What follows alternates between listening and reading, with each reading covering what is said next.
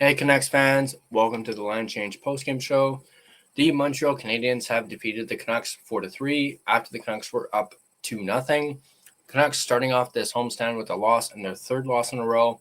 A lot of people are disappointed with the loss despite the Canucks actually playing a pretty okay game. They were up 2-0. Unfortunately, they squandered the lead and lose, as I mentioned, by a score of 4-3. I'll admit I did not actually watch this game. I was too busy live streaming the Blue Jays game. I live streamed the entire game, 4-hour live stream. If you guys want to check that out, you guys can check it out on YouTube. It's the Inside Jays podcast. Give it a like and subscribe if you guys are into that. Feel free.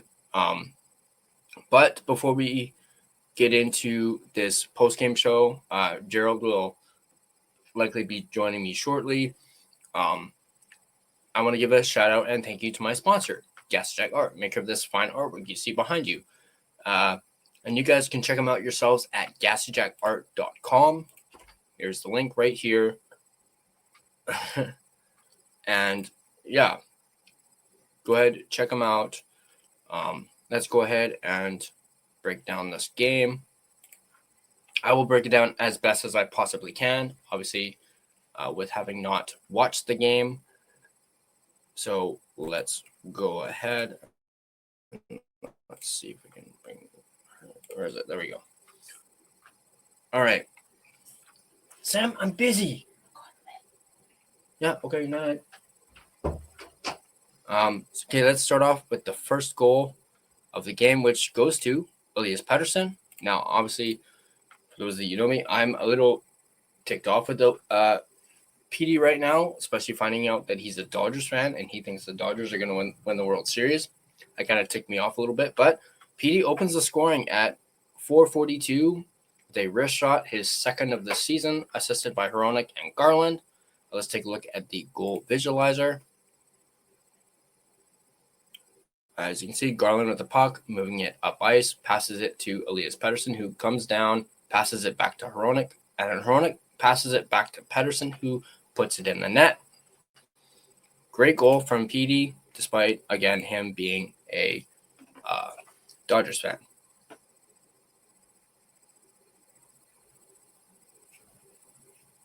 Just give me 1 sec, guys. Gerald will be joining us around in about 15 minutes. So I'm going to just go ahead and keep going with the goal visualizer. Moving on to so that was the lone goal in the first period for the Canucks.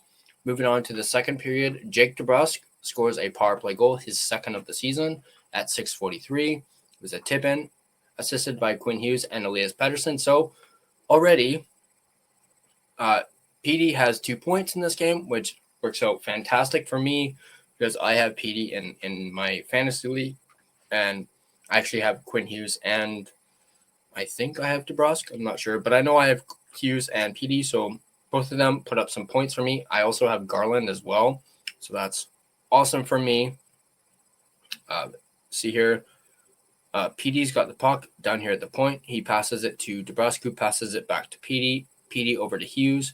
Hughes shoots it, and DeBrusk is able to tip it in to make it 2-0 for the Canucks. And then Montreal would answer back. Nick Suzuki on the power play, 15:03 to make it 2-1, assisted by Demidov and Slavkovsky. Let's take a look at the visualizer. Back to the point, back there, just on the face near the faceoff dot. Back to the point. It's like scramble there, and then Suzuki number 14 there, and just to get it in. Moving on to the third period, and those are the 2 lone goals in the second period. So it was 2-1 after 40 minutes.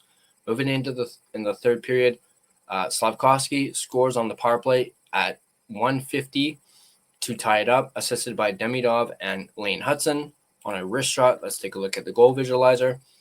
To the point, back up to the point here. Move to Suzuki, back to the point. Hudson shoots it, and it bounces around the net, back to the point. Wait, what? Huh?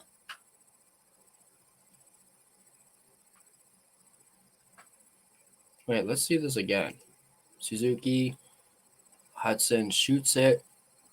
Oh, perhaps I'll actually have to. I don't know how that doesn't really show it on the visualizer how that puck actually went in, but moving forward, score is tied, and then Montreal scores to make it 3-2. Mike Matheson at 8:19, assisted by Carrier and Bolduc. Let's take a look at the visualizer. There's a puck in the corner here, moved up, pass across, pass back to the point, shot, and then I'm assuming, yeah, it was a wrist shot for Matheson. And then you have Ivan Demidov scoring his second of the season at 11:09 to make it 4-2 Montreal, assisted by Carrier and Kapanen. I am pleased that Demidov got some points or had 3 points in this game. I actually have Demidov in my fantasy as well. So that helps out my fantasy, just doesn't help out the Canucks. Puck moved around in the corner. No, puck is in the corner over here. Pass to the point, and then a shot by Demidov that beats Lankinen.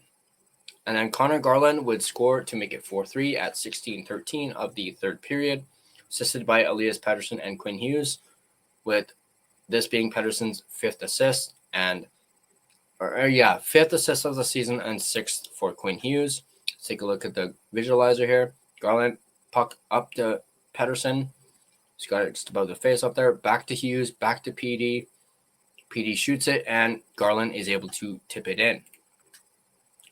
Now let's take a look at the game stats here. Shots on goal. Canucks outshoot the Canadiens 31-24.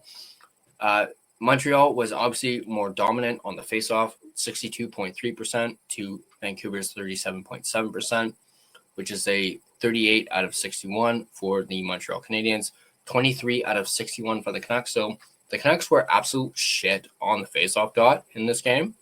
Power play, 66.7% for the Canadiens, 2 for 3. The Canucks were 1 for 3, a 33.3%. 6 penalty minutes for each club. Canucks out-hit the Canadiens 20-16. And then you had the Canucks with 15 block shots. Montreal with 17. And then giveaways were 14 apiece. So not a really great game for either team when it comes to the giveaways. Takeaways were 3 for the Canucks and 2 for the Montreal Canadiens. Let's take a look at the box score real quick.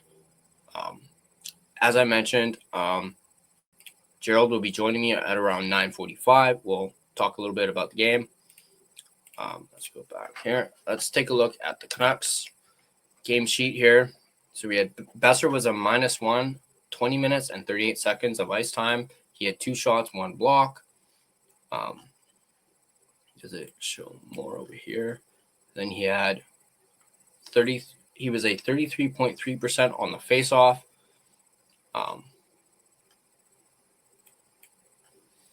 Moving forward, you have Connor Garland, 2 points tonight, a goal and an assist.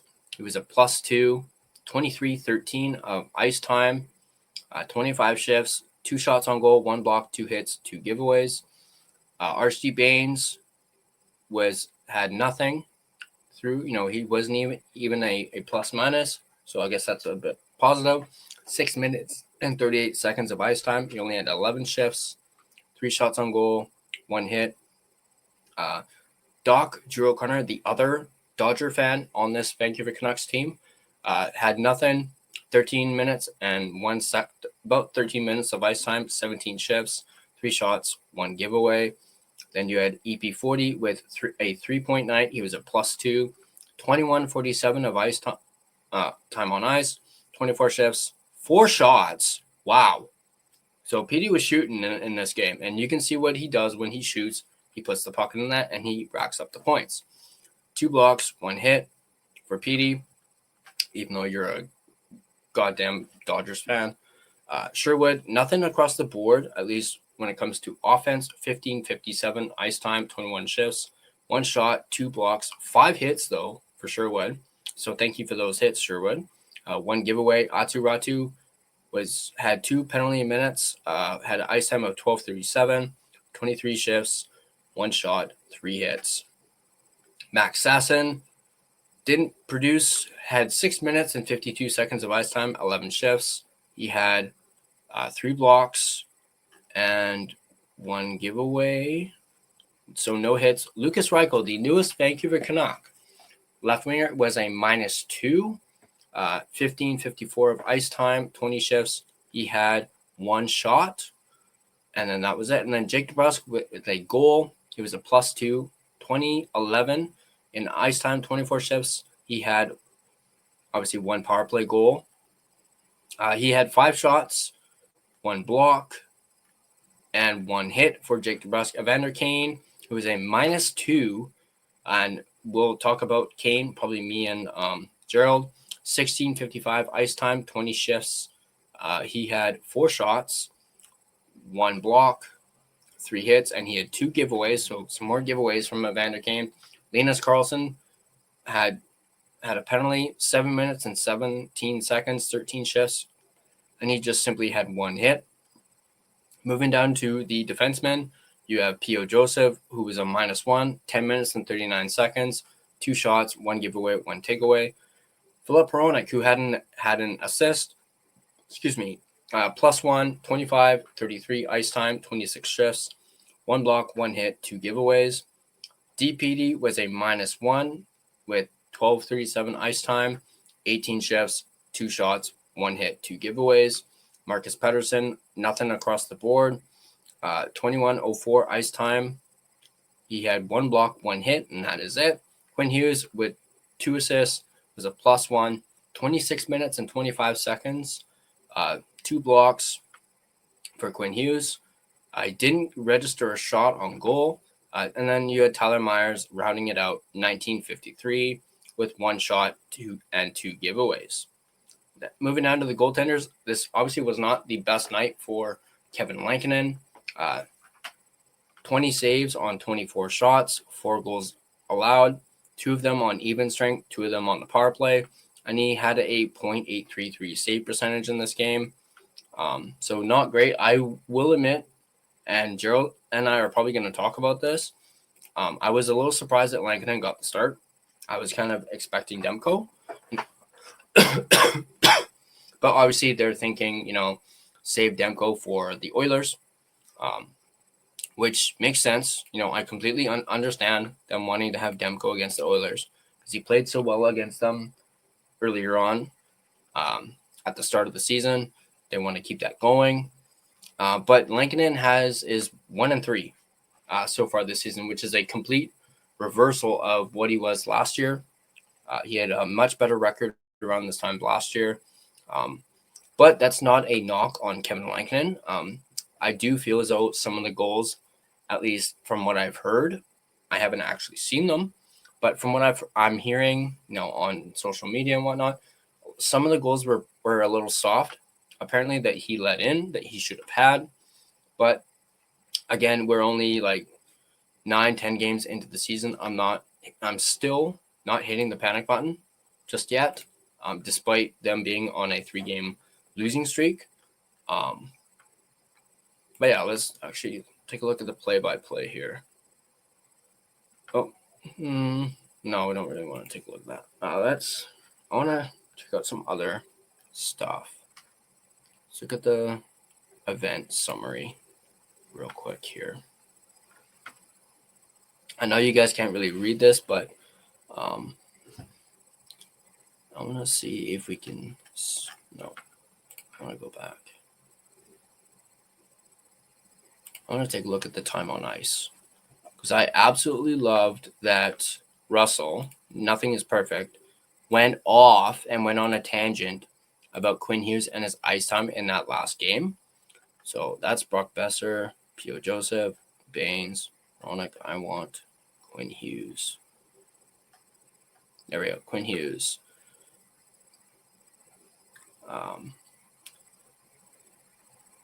So his first shift was 2 minutes and 23 seconds. Or no, his second shift, I should say. Hang on.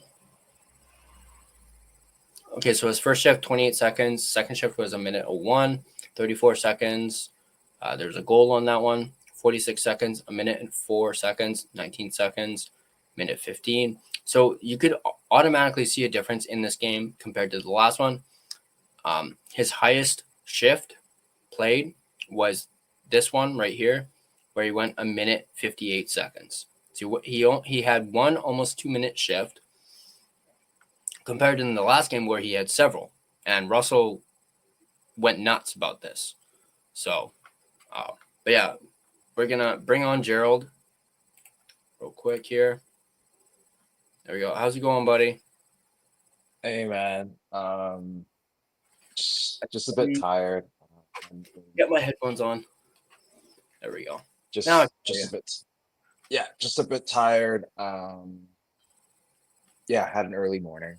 Um, and the Canucks game, the Jays game. Not gonna lie, I kind of dozed off. I think after the second goal for the Canucks, and Yeah. yeah, I missed this Suzuki goal. I told you in Mhm. our chat, and then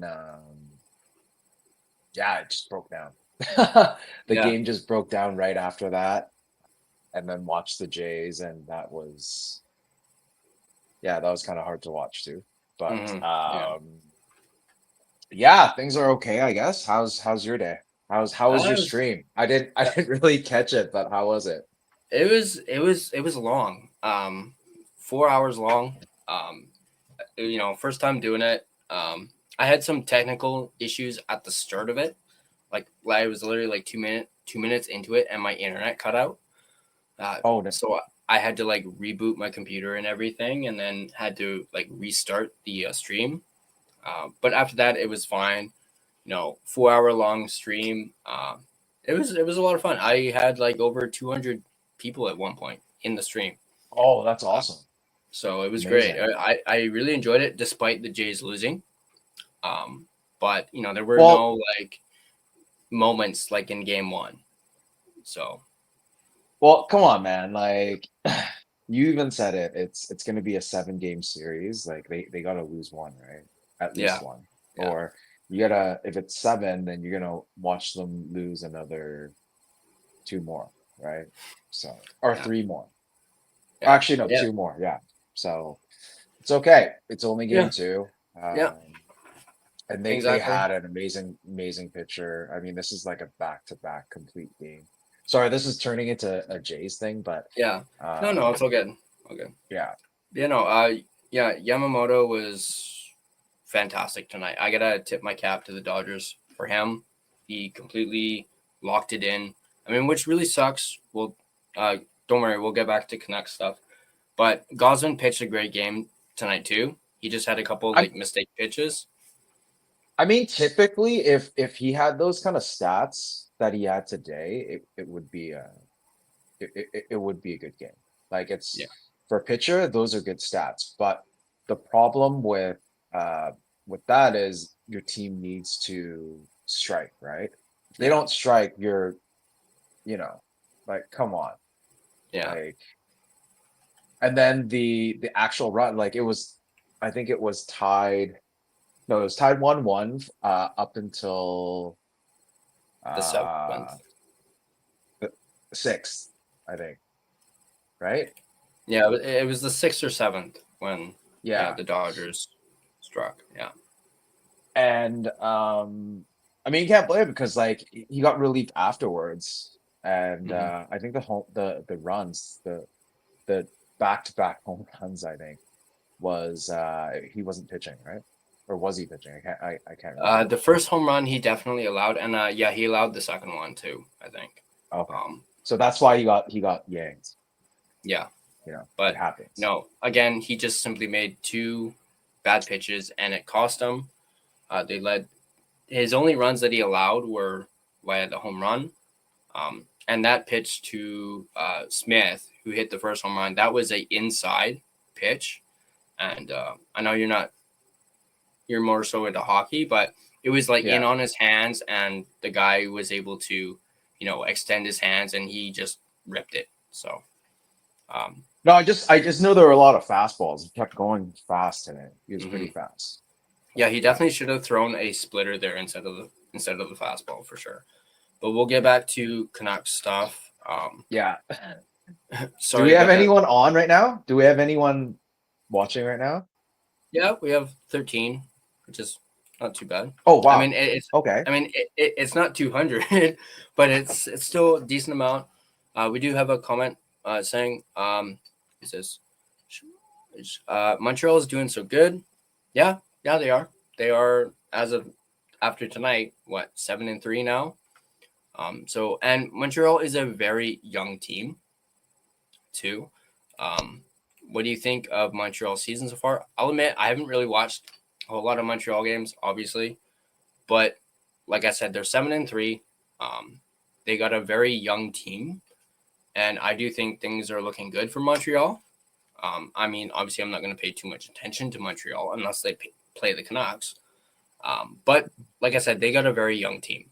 So Now, you know what? Like in the off season when they made that acquisition for Dobson, I was like, wow, this team's gonna be scary. Because yeah, I mean, I did follow a bit of the Habs last year, and come on, man, you have Kirby Doc that's coming up. You have Suzuki as a captain, and you have Caulfield. Like Caulfield is a game changer. Like oh yeah, he's someone that you want on your team. And their new rookie, Demid Demidov, or Demidov, yeah. or or a lot of people are calling him demigod. Dude, this kid can wow, like you don't have to give him a lot of space. I mean, that goal that he had today in the game, I was just like, wow, okay, okay. Like that's why he's like running away with the Calder, like the Mhm. with the Calder trophy. Like it seems like it. Like this kid can play and only 18 years old. So in terms of that question, yeah, the Habs are doing great this year so far. I mean, if you've watched the Amazon Prime uh documentary about the Habs for the season, you know they're up and coming, right? So Mhm. yeah, they're gonna do well. I'm gonna put it out there on the stream today that yeah, I think they're making the playoffs for sure this year. And yeah, just keep watching the kids. Like they're gonna put some damage into the league this year.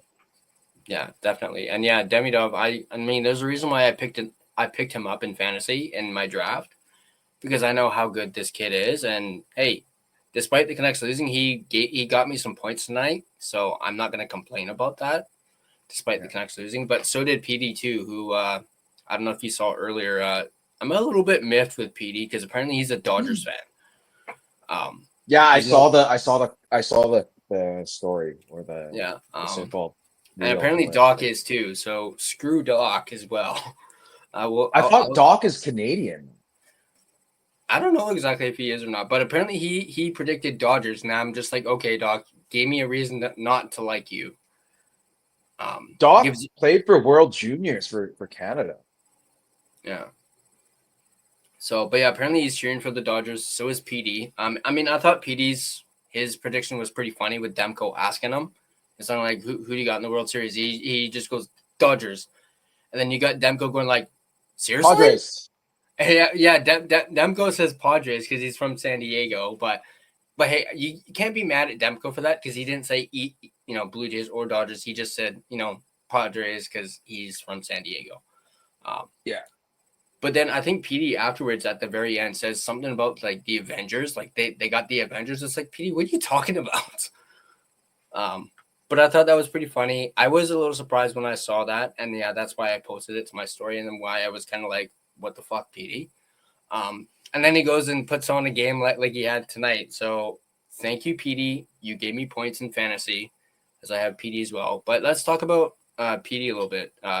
Great game, you know, for him. You know, I 3 points. So I I mean I do a bit of sports betting, and the moment that I realized PD was going to score today was actually it was in the very first moments of the first period. So he had this like you saw him shoot, and then he tried to do this between the legs shot, on what is it? What is his name? Dubase or Oh, Dobish. Dobesh? And I was like, wow, okay. The confidence is there. Like for someone to actually try or attempt a between the legs shot, yeah, the guy has some confidence. So I mean, he had some swagger today for sure. I would say that, I'm impressed. Like this is the guy that they paid the 11 mil to. Like it's actually showing that actually showed up, right? Hmm. Um, in general, like aside from the goal, he had two assists, primary assists for Garley, and then sorry, yeah, primary assist for Garley, and then he had the secondary assist for DeBrusque. That goal, I mean, when I was watching the game, it looked like it was Huggy. It looked like it was Quinn Hughes, but it was actually tipped twice. I can't remember who the Montreal player was, but it tipped off Montreal, like a Habs player, and then off of DeBrusque, and then went in. So secondary assists, three assists, first multi-point game the whole season, and it took him 9 games. Shot wise, I don't have the stats for that, but I'm pretty sure Justin will be quite happy with it. Oh yeah, he had like I think I read it earlier. He had 4 shots in this one. Actually, I can quickly bring it back up because I still got it here. Just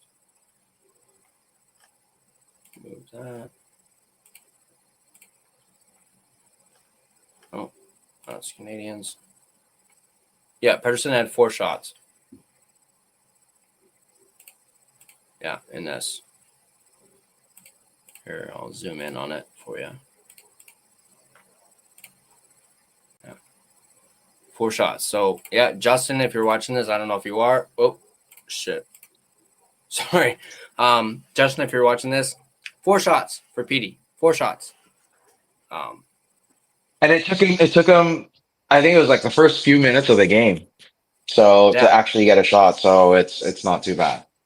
So Justin needs to simmer it a little bit. I mean, even though it was a loss and it was actually quite embarrassing and just man, like how do you lose a game when you're up 2-0? I mean, 2-0 is probably one of the most dangerous scores to have in a game, but still technically it would have been well it is actually 4 unanswered goals, and then they got that third goal when they had the empty net just under 4 minutes, and Garland had that goal, right?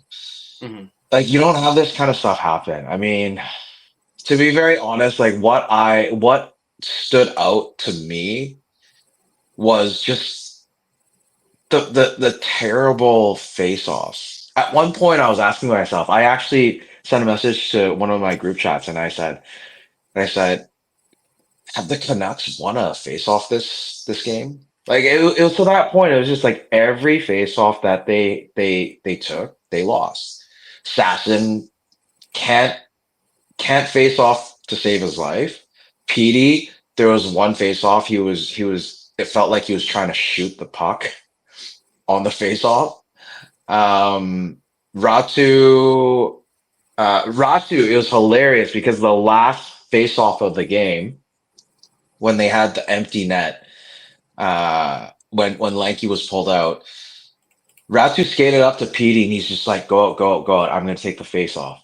I'm just thinking, bro, like, I mean, I understand, like, if you don't know the context of it, it would be, yeah, man, like, I can win this. How about you skate off and do your thing? But I think they're just trying to get PD a better shot because, I mean, he has the confidence and he's probably going to he's going to shoot.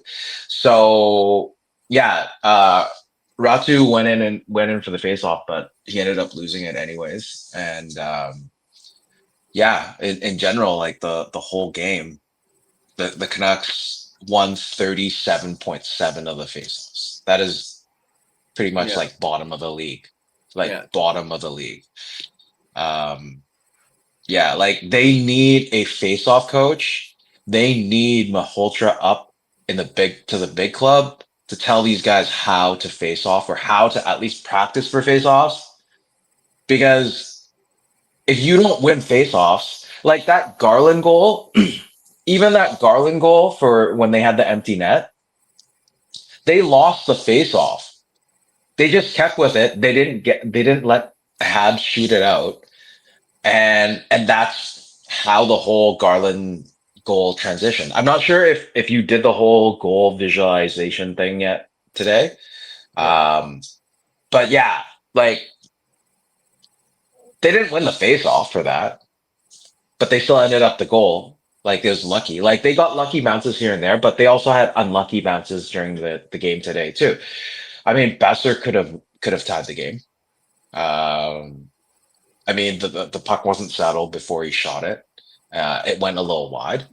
And I mean, Garland had kind of an empty net, but he couldn't stop, like he couldn't um settle the puck, and he was already too far in. But if it was typical Garland, the puck was settled, he had control of it, he would have probably stopped, did a swing back and just tucked in the puck. And that would have tied the game too. So there were chances, but it's just, you know, um, it just didn't happen. And to be very honest, Lanky didn't really bail them out. If Demko was in net tonight, yeah, they probably wouldn't have given up the 4 goals and they would have won the game. But you can't be playing Demko back to back, and they made the decision that Demko is going to play for the game tomorrow against the Oilers. So it is what it is. Yeah. Do you guys respond to the chat? Well, there's your answer. Let's Yes, let's we do. let's go for a few before we continue this. Yeah, we definitely do respond to the chat when we say it. Got another one. You guys are the best. Thank you very much. Oh wow. Thank That's you. very, very appreciative. Poison Toad. But yeah, I just wanted to mention because I have the face-off percentages here. Our best face-off guy, no surprise, was Atu Ratu with a 61.1%. Sasson Okay. was 33.3. Yeah, that's terrible. That's not good enough. PD was 35.0%. So Reichel was at 20. Yeah, Reichel was at 20. Baines was at 50. Besser 33.3, but he's not a center, so he probably just had to come in and take a face off. Well, neither is Baines or Garland, right? I mean, Garland lost one.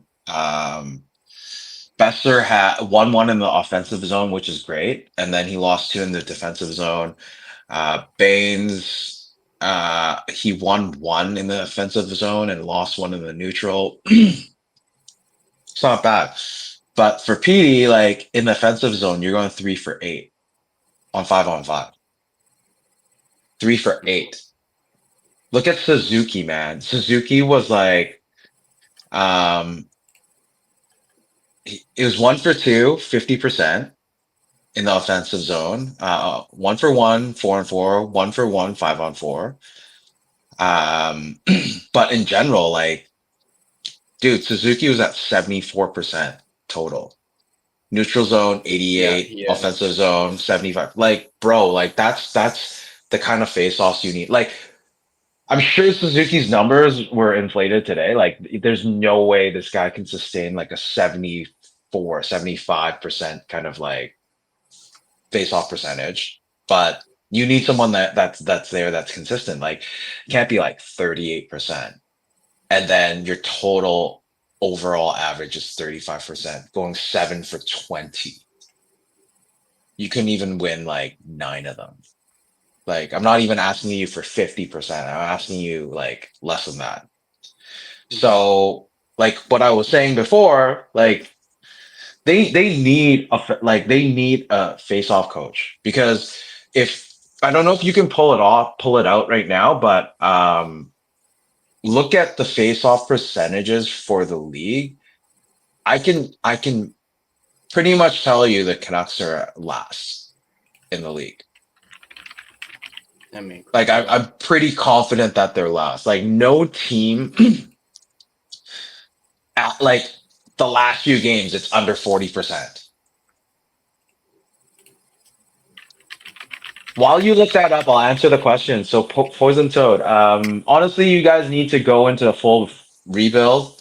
Um, yeah, I mean, to be very honest, it's not now that we need a rebuild. We needed a rebuild in 2015 or 2014 when Lyndon was still the president. Like if Lyndon didn't bring in the good old Jim Benning, I think the most hated person in Canucks like fandom, we probably would have a consistent, playoff contender every year if Lyndon was had the reins to do everything. But you have to know that our owners have to have a say with everything. And that's why there's never been a rebuild. It's always like on the fly, or it's like slight rebuild, or whatever word they want to use for this BS, right? So one of the middest teams in the league with just enough star power to ensure you will never get a high pick and no legit star prospects coming up. Yeah. Uh, I mean, look at our team right now. Half the team is full of AHL players, and whatever potential talent that we have in young players, it's all up here. Lander was sent back today for Mancini, so that's our D. Ratu was the centerman that came over through the Horvat deal, and he's finally making the NHL. We have the whole Calder Cup Abbey line of Bain, Sasson, and Carlson, which is great. Lekaramaki's injured. So yeah, like all of our rookies have come up already. Like there's no like nothing in the pipeline. If you look at our AHL team, the Abbey Canucks, there's no one there that actually works. Like they had to go back and sign Drew Jarkera, and he's finally like practicing, I think today. Or actually, no, they had their home opener today. Abbey Canucks, right? Is that right, yeah, Ty? yeah, they did. Yeah. So that's how desperate they are, because even like both teams, like the big club, they're not doing well. They had to immediately get Reichel to slot in. Like this guy's, hasn't really played center this year. Like he was thrown onto the wing, but also in a sense, he wasn't deployed in the right way with the Hawks. So hopefully with that said, um, if we have the right coaching and just a change of scenery for Reichel, hopefully he is that centerman that we needed. I mean, he's definitely not a second line center. Like he's probably third. But if for some odd reason or somehow coaching staff and all that work with him and he's able to jump up to the second seat, great. Because definitely Assassin's not going to be like, even though we call him Max Assassin, the guy needs to work on his face-offs. Like that's the main role of a center, to win some face-offs. If you're not even doing that, what's the point? Yeah, Sasson is fast, speedy, has 3 goals for the year on the big club already. Great.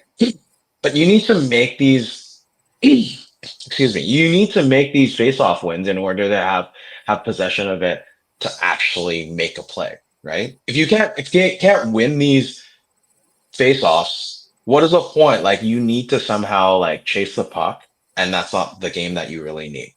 So yeah, we needed a centerman, and with Heedle gone, most likely for most of the rest of the year, if not, they might even like I think someone was saying in on Canucks X Twitter, it could be like season ending injury on the LTIR. Or people are saying, man, you should just retire because this is like the sixth, seven, but like a concussion of his career. Like you need to protect yourself. Like hockey's a game. It's your job. I mean, you've made enough money already, to live well and put your family and put your family ahead of you before the game, right? So if we actually lose him, then we need someone there. But yeah, I agree with your whole take, Poison Toad. We'll see. I mean, some people after this game were saying, yeah, we should just tank for McKenna. But if you do tank, because you're always going to be mid of the pack, and you're never going to get that top pop prospect. So why not just tank? But I mean, the game with the result and how it became the result, I think that people should just hold the brakes. It's one game. They played technically the best first period all season so far, and then it just broke down. But it's one game. We'll see you next game. We're at the 10 game mark, and then we'll kind of dissect it by then. But right now, just chill, patience. That's what we need. Yeah, don't hit the panic button just yet. Another comment, Kuzmenko, Q Suter, Alvin's asset management is ass. Guys sucks. Should have addressed center in the offseason. Kane signing was, yeah. I do agree with some of the things. They definitely, obviously, yeah, they should have addressed the center issue in the offseason. But hey, it's not for lack of trying. They did try. They just didn't like any of the offers. They didn't want to overpay. And yeah, I do think the whole Kane signing thing was they thought Besser was gone.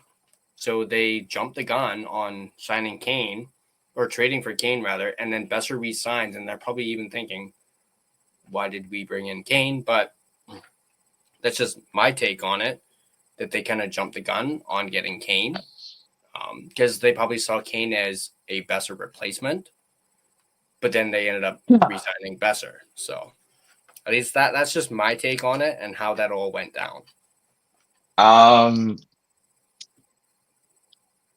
Sorry, I'm just trying to look up like when the Kane trade was. Yeah, June 25th. For the fourth round pick that they're just trying to get their fourth round pick back. I think the pick actually belonged to the Oilers before. Uh, doesn't really say. Anyways, yeah. So that was the contingency plan for Besser, and then they ended up getting him. But let's be real, like that money that was allocated over the 5.1 for the Canucks, they didn't even retain for that fourth rounder. It's 5.1 for the whole season. And what? So you're thinking that that amount's gonna cover for Besser? Like yeah, don't get me wrong, Kane is an amazing playoff performer, but during the regular season he falls short or takes stupid penalties or um he hasn't scored in 9 games. Like he doesn't even have his first goal as a Canuck. He had one in the preseason, and that was an empty net goal. So yeah, man, like do we need like I much would have rather spent that 5.1 for Pia Suter. Like the Canucks were just overconfident and they thought that Suter was gonna stay for less money. Bro went over to St. Louis and got less than what he was asking, and he's doing well right now. Yeah. He's that Swiss Army knife that we needed. Like if players get injured, like Hedel did, you have that Swiss Army knife that could have just snuck in for your second. We had Pia Suter playing first line center at the end of last season. How do you not sign someone like that? Seriously. Like it was 4.5 million. He was maybe asking 5 million. I think he ended up getting 4.5 from St. Louis on a 2-year deal. Come on, man. That is poor asset management. I agree with that. And Kane signing, yeah, it wasn't a signing, it was a trade for the fourth, which was a contingency plan. Kuzmenko was not liked by Talkit, so that's why he was traded. I mean, like Kuzmenko's tearing it up with the Kings. He Oh yeah. did well in the playoffs. Like he was what PD needed. Mm-hmm. Mm-hmm. He is what PD needed. So imagine if we still had Kuzmenko and Hoglander is back from injury. Like that line could tear. Seriously, that line could really tear because Kuzi and PD played so well together. PD had all these assists from Kuzmenko. I think Kuzi had like 35 goals that year. I can't remember. I Like think 49. he had almost 40. He had like 38, 39 goals in that Yeah. one season. Then I'm pretty sure it was 39 goals. And I mean, not all of them were assisted by PD, but still, like, come on, man. Like, how do you trade someone that's scoring 39 goals for you? Mhm. Like he wasn't playing well under the Talkit system. He got a change of scenery in LA and he's playing fine. Yeah. Also, another thing, just to tag on to that, is Podkolzin. They gave up on Podkolzin way too early. Like he was deployed just like they weren't even thinking when he like they pulled him up way too early. And then all of a sudden they throw him back into the AHL. He puts work into it. He comes up. He just wasn't playing Talkit hockey. That's why he was traded. And what was it? It was like a fourth. Oh, yeah. So pretty much it was Podkolzin for Evander Kane because we got a fourth for Podkolzin. And then that fourth went back to Edmonton for Kane. And we did them a favor, not like they didn't even retain any salary. So it was straight up Podkolzin for Kane, and Podkolzin is like their second line right now. That's how pissed I am. I'm sorry. Yeah. But I think we answered your question there. Let's go for another one, just in Yeah. case. Yeah. I don't know how many messages there are right now or comments there are. I don't, because I can't really Yeah. see them. We have a couple more, but I just want to add on to the whole Kuzmenko thing. That still hurts. That still hurts me that when we traded Kuzi away, that still hurts. It's And because you have their jersey. well, You yeah, have his jersey. That's yeah, why. yeah. Well, that's part of the reason, but I also absolutely loved Kuzmenko as well. I absolutely loved him. And, I hate to say this. Well, actually, I don't hate to say it, but fuck Rick Tocchet for that. Him, them. That's what I'll say. There you go. Hot take. Damn. Sound bite. Oh, okay. And just Okay. also Okay. because he's coaching the Flyers now, and that's Sam's favorite team. So there's another reason for that too.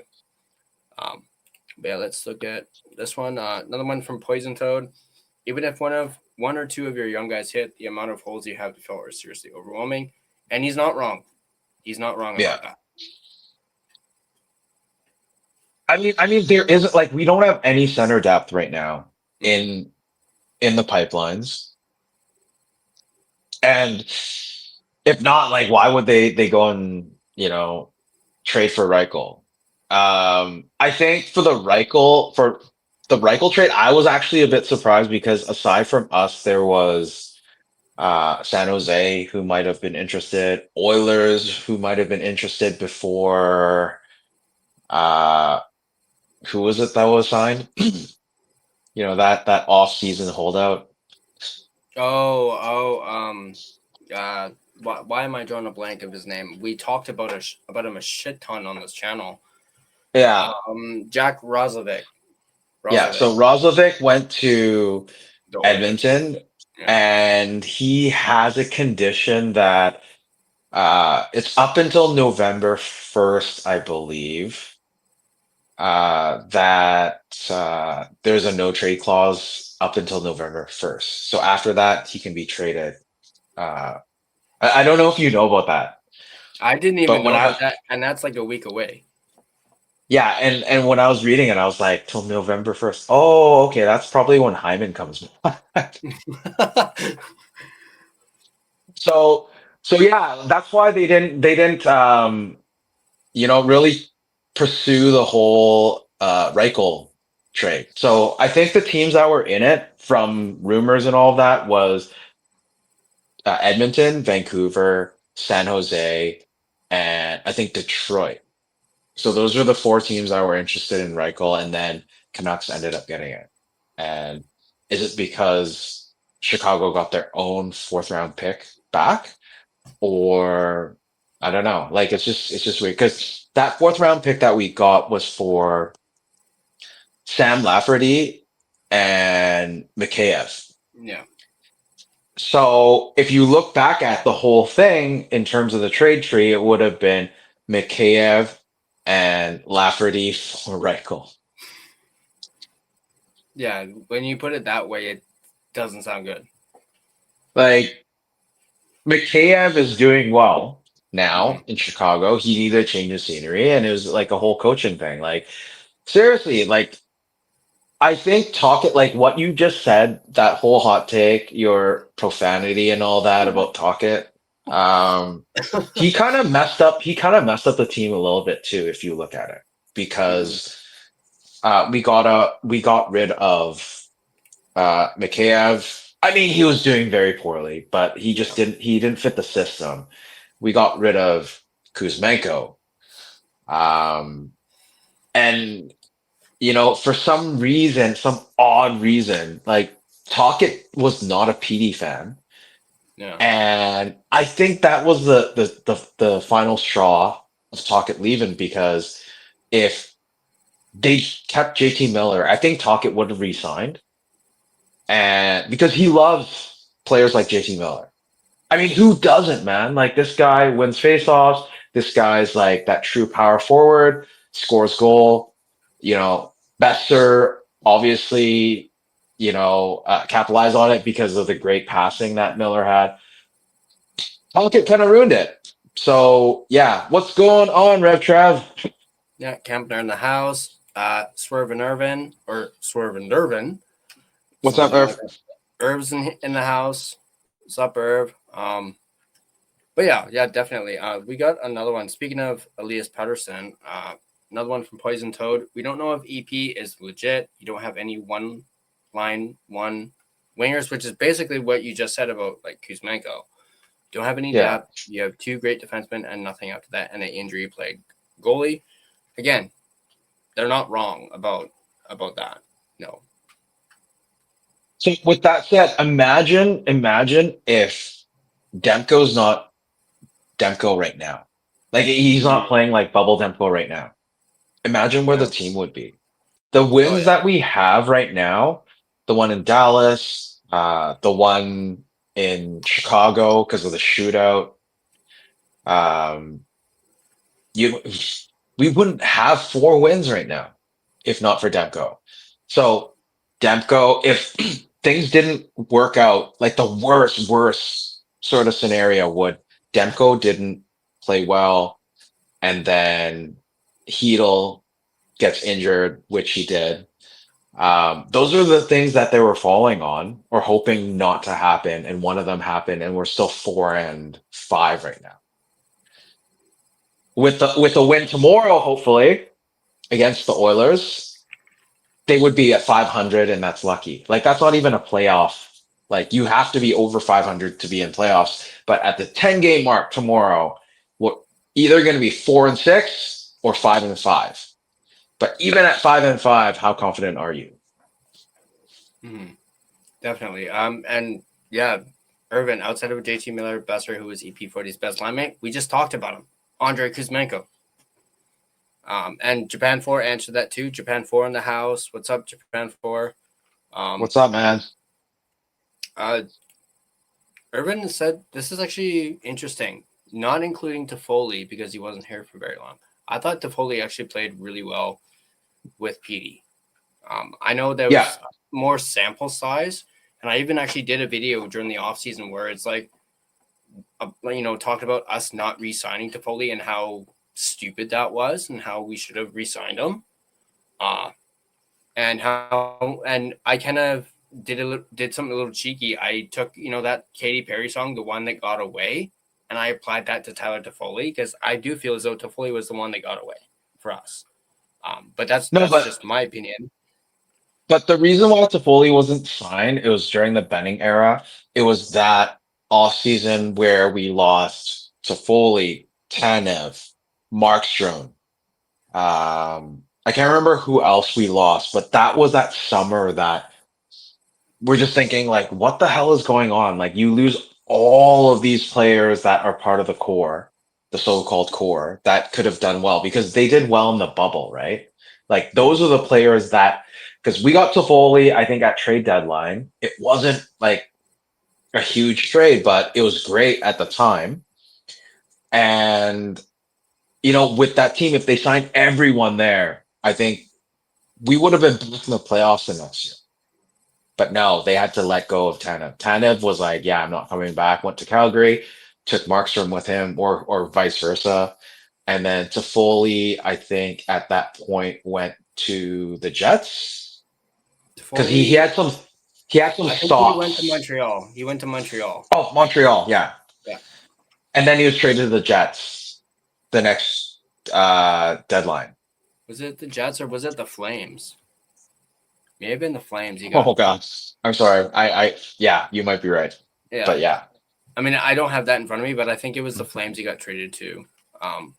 But yeah, And now he's with the Sharks. now he's with the Sharks, and yeah, he's not going anywhere. He purposely signed. Was it a long-term deal? But he could have gone to a contender, but he chose to go with the Sharks. Clearly, he doesn't care about winning. He just wanted the bag, and that's what San Jose gave him.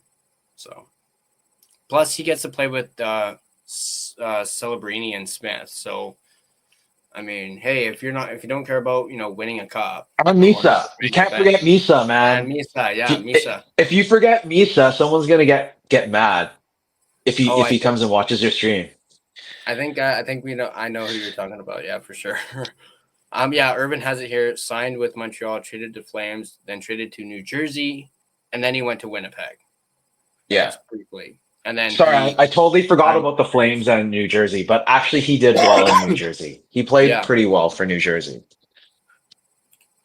Ooh, Swervin with a hot take. Lotto line with Toffoli was heads and shoulders better than the OG Lotto line. Ooh. Yeah, I believe that. Oh, yeah. I believe that. Because Toffoli is another Besser, but they wanted to keep Besser at the time. So they're just like, whatever. Like, if you're going to leave, leave. That's the reason why, because they wanted to keep Besser at that point. At that point. Yeah. And Toffoli's current contract is actually $6 million, and he signed for 4 years for a $24 million contract. Wow. Signed until 2028. He wanted the bag, so he wasn't looking to go to a contender. Yeah. And Kevin Kay is not wrong. San Jose is going to come up. I mean, yeah, they have the potential. They got, the young guys, Misa, Celebrini, Smith. Yeah, I mean, yeah, if you ask SGA, he'll tell you they're coming up. Absolutely. Yeah, man, like that first win for San Jose, Celebrini hat trick, and then someone else had 2 goals. I can't remember. Was it we talked about this during the last stream. Yeah, I think it was Smith. Will Smith, right? Yeah. Had a big night that night too, yeah. Yeah. Will Smith had a good night tonight too in Toronto. Guys, Russell told me a story about Aquilini's cheapness. Oh, do tell, Swervin. What is this story? Or give us like an abridged version if you can in the chat. Yeah, let's make this interesting. If you don't mind, Tyler, why don't we invite Irvin on? I love talking to Irvin. Like, yo, Irvin, if you're up for it, come on the stream because you're one of those people. Like on Clay's stream, I think the most fun we had was the hot take or like this and that. Like, who would you pick of me and Irvin on Clay's stream? That was a lot of fun, and we talked about doing something like that again. And yeah, I mean, if you have time and Tyler, since Tyler's having me, I think if Irvin wants to jump on whenever you can, do jump on because I think it'll bring the views up as Tyler wants it for his channels.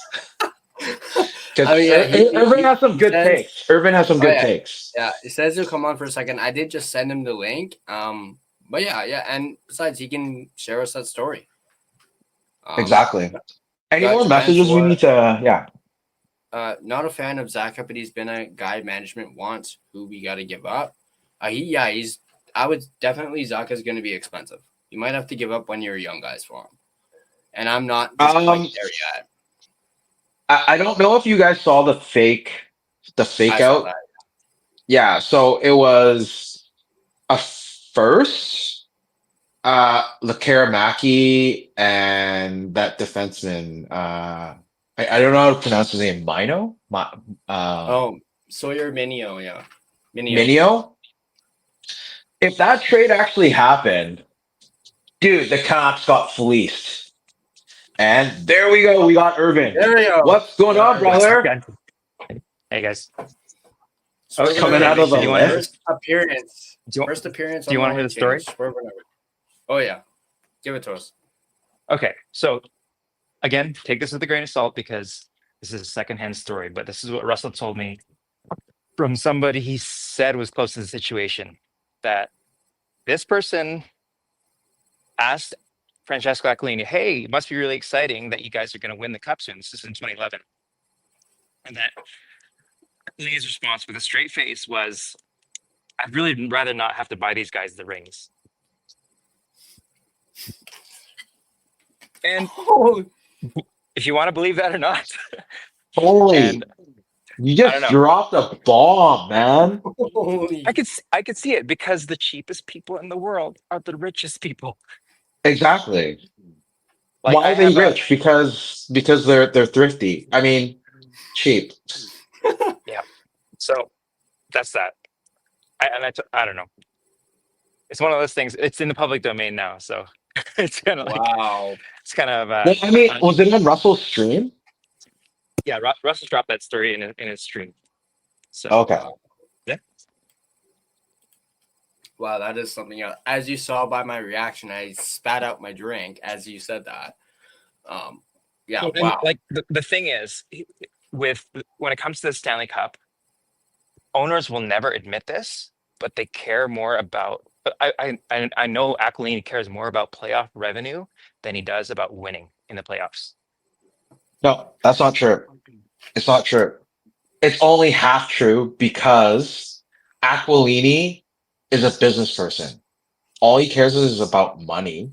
It's not about how the team is doing or how well it can be. Like, obviously, if it does well, Mhm. great, because you get that playoff revenue, and Mhm. that's an extra few million for, let's say, the two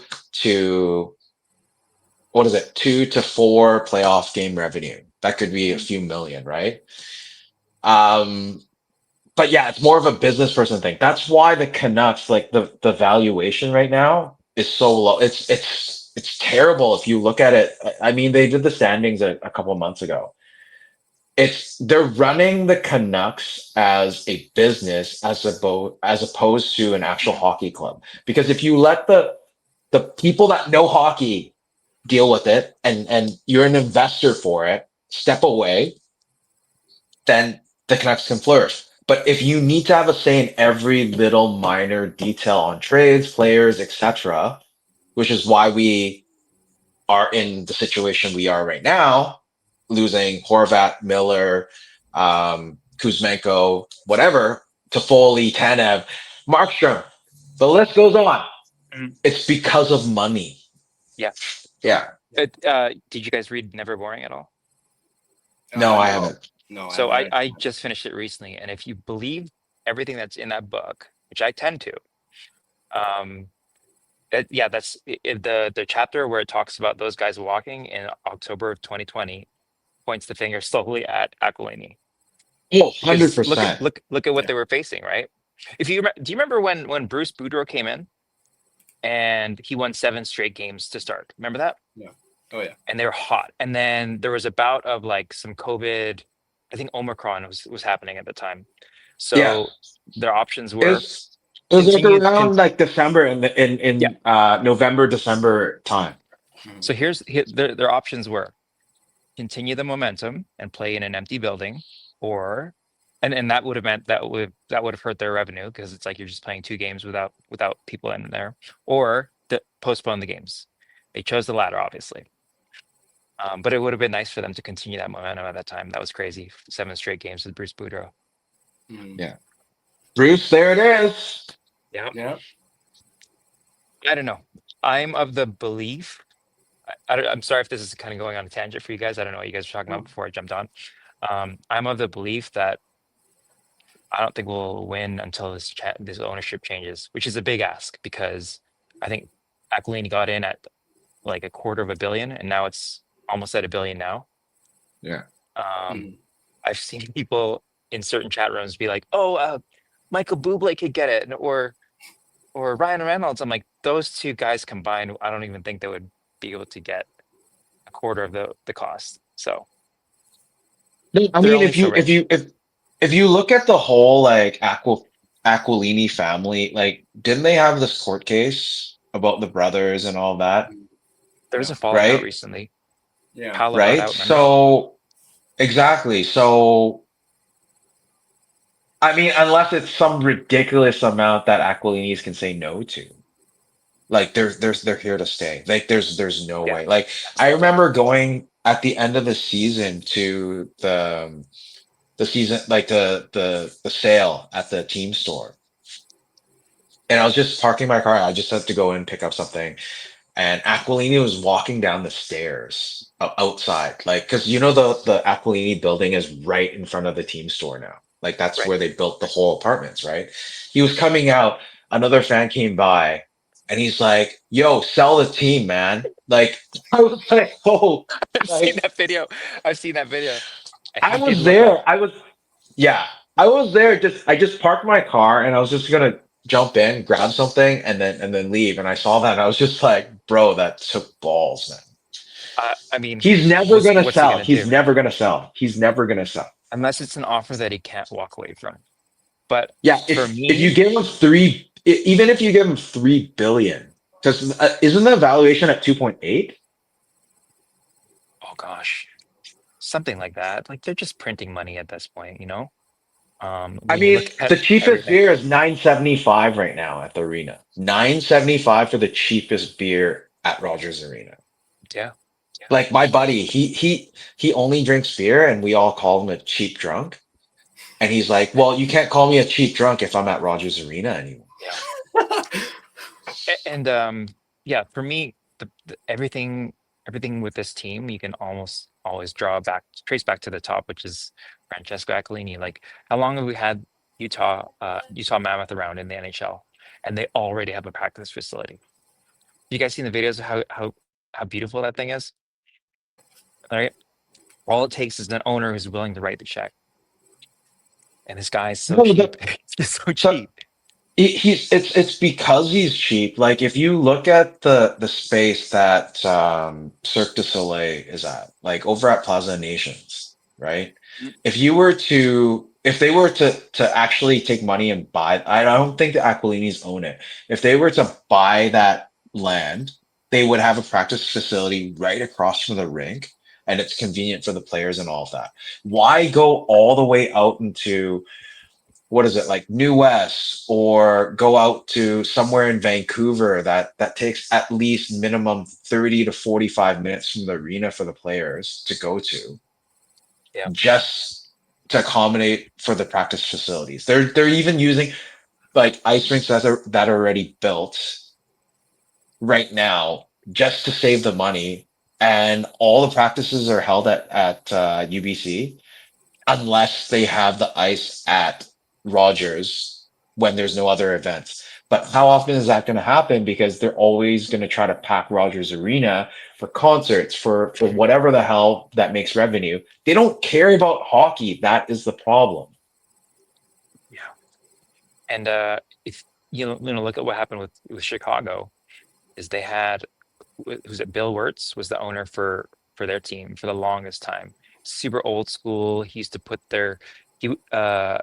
take the Blackhawks games off of TV if they didn't sell out the arena. Like a lot of dumb shit that made the fans like really angry. And then when he died, that's when Rocky took over, and then boom, 3 cups in 5 years. Yeah. Everything changed. I think you need management that actually cares about the team and is willing to have hands off. to actually if you go through these interviews and you hire these GMs and presidents, well, I don't even know if I can say that about Rutherford and Alvin anymore, but if you do that, just let them do their thing. They're not your puppets. Like Lyndon tried to do that. I said that earlier in the Yep. stream. Bro, like if Lyndon was there, we still would have picked Petey at that draft before Lyndon resigned. We still would have had Petey, but I was thinking in a way like if we didn't have Petey, we didn't have to worry about is this guy the $11.6 million player. At that point, we could have had Matthew Kachuk. He would have potentially left. It's fine. We would have gotten a haul for that. We wouldn't have drafted Jake Virtanen or OJ. And imagine what kind of team we would have had. But with that said, we wouldn't have Quinn Hughes, Yeah. right? So I mean, it's a give and take. We are where we are right now because Linden left. But if we kept Linden, this team could be potentially a contender year after year because we had the pipeline, because they had the asset management that Linden believed in. But Linden doesn't give a shit now, right? Mhm. I mean, he came to the 30th anniversary, like at the season opener, but if you had someone like Linden that stayed there and not a puppet like Jim Benning, we would have a good team right now. I mean, if we didn't have Benning, we would have had Toffoli. We would have had Markstrom stay. Demko would have had more time to develop. He wouldn't be right off the bat bubble Demko, but we would have had all these other players that made a good team. Seriously. Anyways, Yep. And like ownership. That's why when I saw the thing with Frank Cervelli talking about buying out PDC, I'm like, PD, I said, you're out to lunch, man. He's not gonna. We're already paying OEL until 2030. We're not gonna have another buyout. Yeah, yeah, that's definitely You just not gotta. happening. that's not You gotta happening. ride it out with PD. I mean, that's why he played well tonight because Yeah, he he heard the showed it buyout tonight. thing and he's just like, he showed up. He showed up. Yeah. Anyways, I just want to drop that in there about what Russell said. That's interesting, but again, gotta take it with a grain of salt.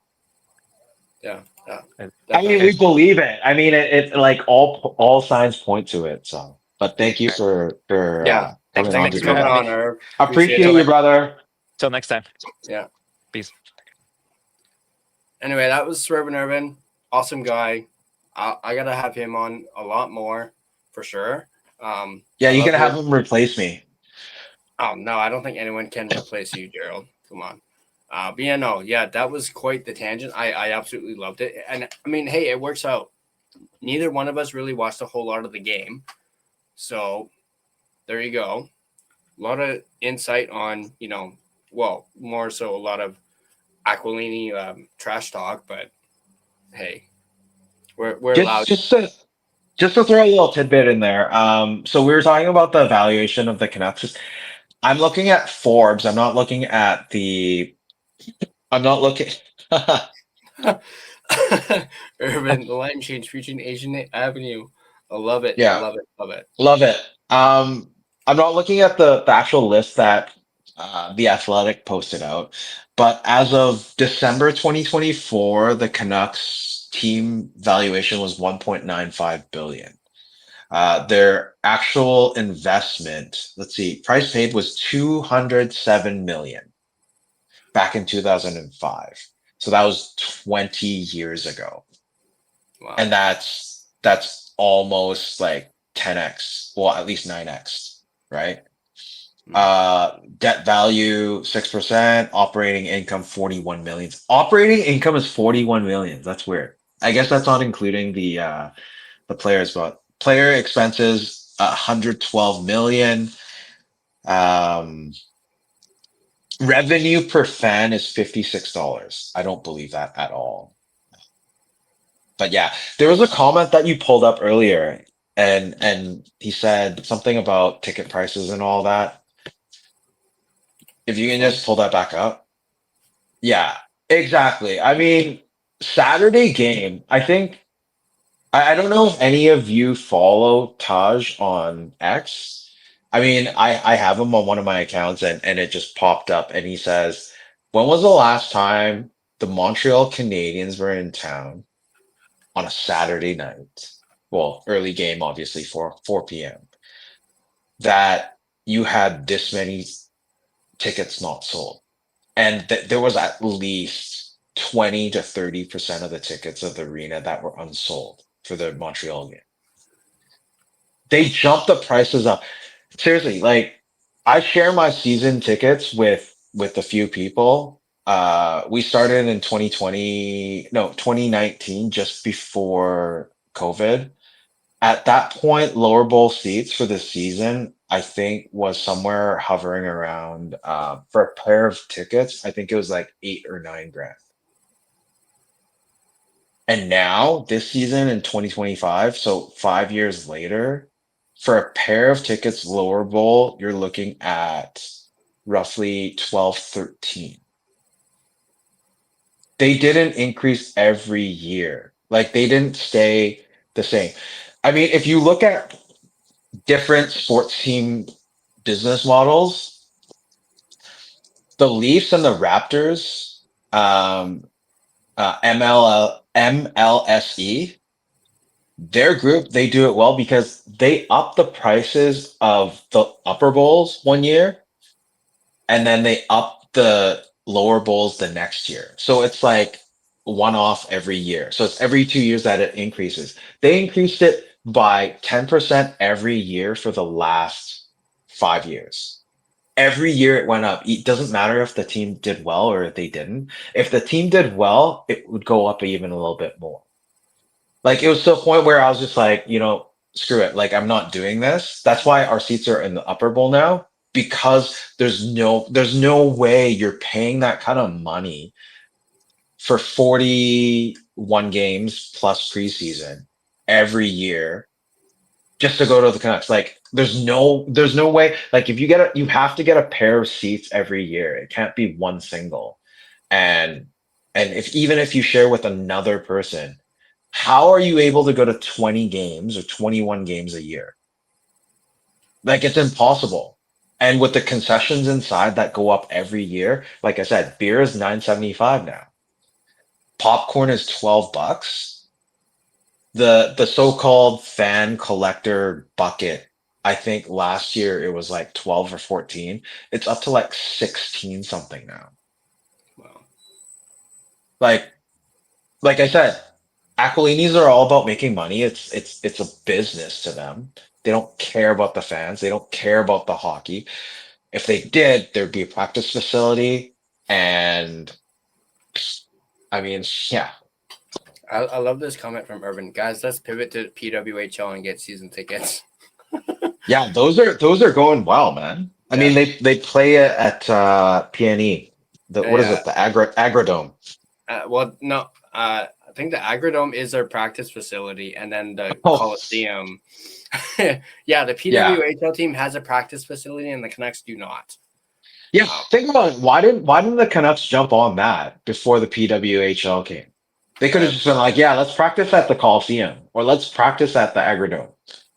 I don't know. That's a really good question. But yeah, I'm surprised they didn't go with that. But yeah, I actually, if you guys, I'm not sure if you know this, but I actually almost did have season tickets for PWHL. Like I signed up for it. I registered for it. I did like the payment or whatever, like the down payment. And then I canceled them because they were going to be too expensive at the time. Like this was back in August. I was kind of struggling a little bit financially. So I was like, I need to get rid of some stuff. And unfortunately, the PWHL season tickets was one of them. So I had to get rid of my season tickets for it. How much But were they? Just I think curious. I think it was. Because they only had lower bowl, right? I'm not entirely sure. I don't even remember which. I didn't even get a chance to pick my seats. I didn't even get that far before I canceled. But I think it was. I want to say probably was 600. I think something. I can't Because remember they the only exact number. They don't have a lot of games. What is it, like a dozen games, like home games a Yeah, year? yeah, yeah. It's the games were nothing like what we have for the Canucks. Yeah, it Yeah. was like way different. It's kind of like the Warriors. The Warriors have 10 home games a year. And per seat, like club seats, run you like I think it's like less than 2 grand or a grand. I don't know. I think no. It was something ridiculous. Like the higher, like because they only have the lower bowl for the Warriors, and each game comes out to like $20, but you're sitting in the club seats. So it's about $300 for season tickets, and you can actually swap out games. So say if you had this game you can't go to, but you want extra tickets for a different game, they can just swap it for you. So it was something ridiculous, like less than 500 for the whole year for a pair of seats for the Warriors. Really good comment from Urban here. Montreal got rid of Marc Bergevin November 28th, 2021. We got rid of Benning December 5th, 2021. And Montreal was coming off a Stanley Cup final appearance. Interesting. I mean, I don't, like I said, I don't look too much into Montreal because I'm obviously Canucks fan. But interesting there. And then he goes on to say, funny how both franchises have gone since then. Yeah. Yeah, Montreal on the up, Vancouver on the down. But yeah, Urban's got a good point here too. Everything sold on Van Base is Ackley property. I believe so. Yeah. Don't quote me on that, but I believe so. Yes. I mean, you'll notice even with Van Base, they don't have an actual website. Like, you can't order shit on their website, or no, actually no. Yes, you can. That's wrong. You can, because that's how I got my JT Miller jersey. I just simply picked it up from the Canucks store. But you'll Yeah. notice they try and make it so you have to go to the Canucks store to get something. Like, No. It's not try to. It's just they charge a lot for shipping. yeah. Yeah. But they do give you the option to pick it up at the Canucks store, which is pretty cool. And you know what happens then? Uh, They drive you into the store, hoping that you buy more stuff from the store. yeah, true. But they weren't able to get me that day when I got the JT Miller jersey. I was like, I already spent money on this. I ain't spending money on anything else. Comment from Kempner. Montreal has size with their decor. Their forwards are small but skilled. Absolutely. And Trav, you hit the nail right on the head. They do have size with their decor. I mean, it's like what you mentioned earlier. They picked up Dobson. Great pickup by Montreal. We're really like pumping the Montreal tires in this. May as well call this a Montreal Canadiens post-game show. Well, I mean, the post game show has to do with Montreal and Vancouver, Yeah. right? So, I mean, if we're talking about Montreal, it's all good. Yeah. That was just me doing a little joke on that. But yeah, their forwards are small. And a lot of people were harping on the Canucks going after a guy like Marco Rossi. Look at Montreal. Look at how small their guys are. Their forwards are. And they're 7-3. They're all skilled. But Kemner does make a good point here. But can Montreal win a cup with that strategy? Who knows? That's a very good point.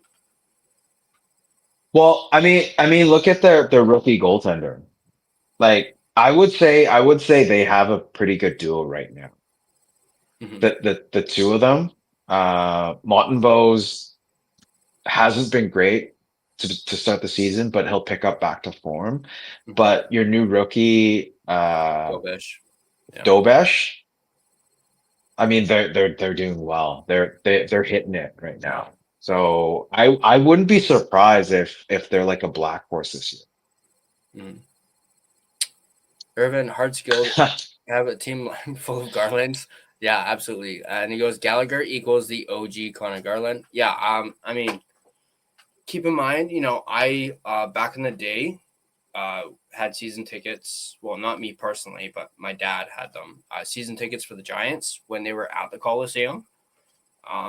And we went to a lot of Vancouver Giants games. Those were very fun games to go to. It's junior hockey. They got something to prove. So it's going to be, it's going to be tough hockey, and they're, going to give it 100% every single night. And this was right around the time that Gallagher was with the Giants. So obviously, I got an up close look at Gallagher, and yeah, he was scrappy. Even with the Giants, he was a scrappy guy, man.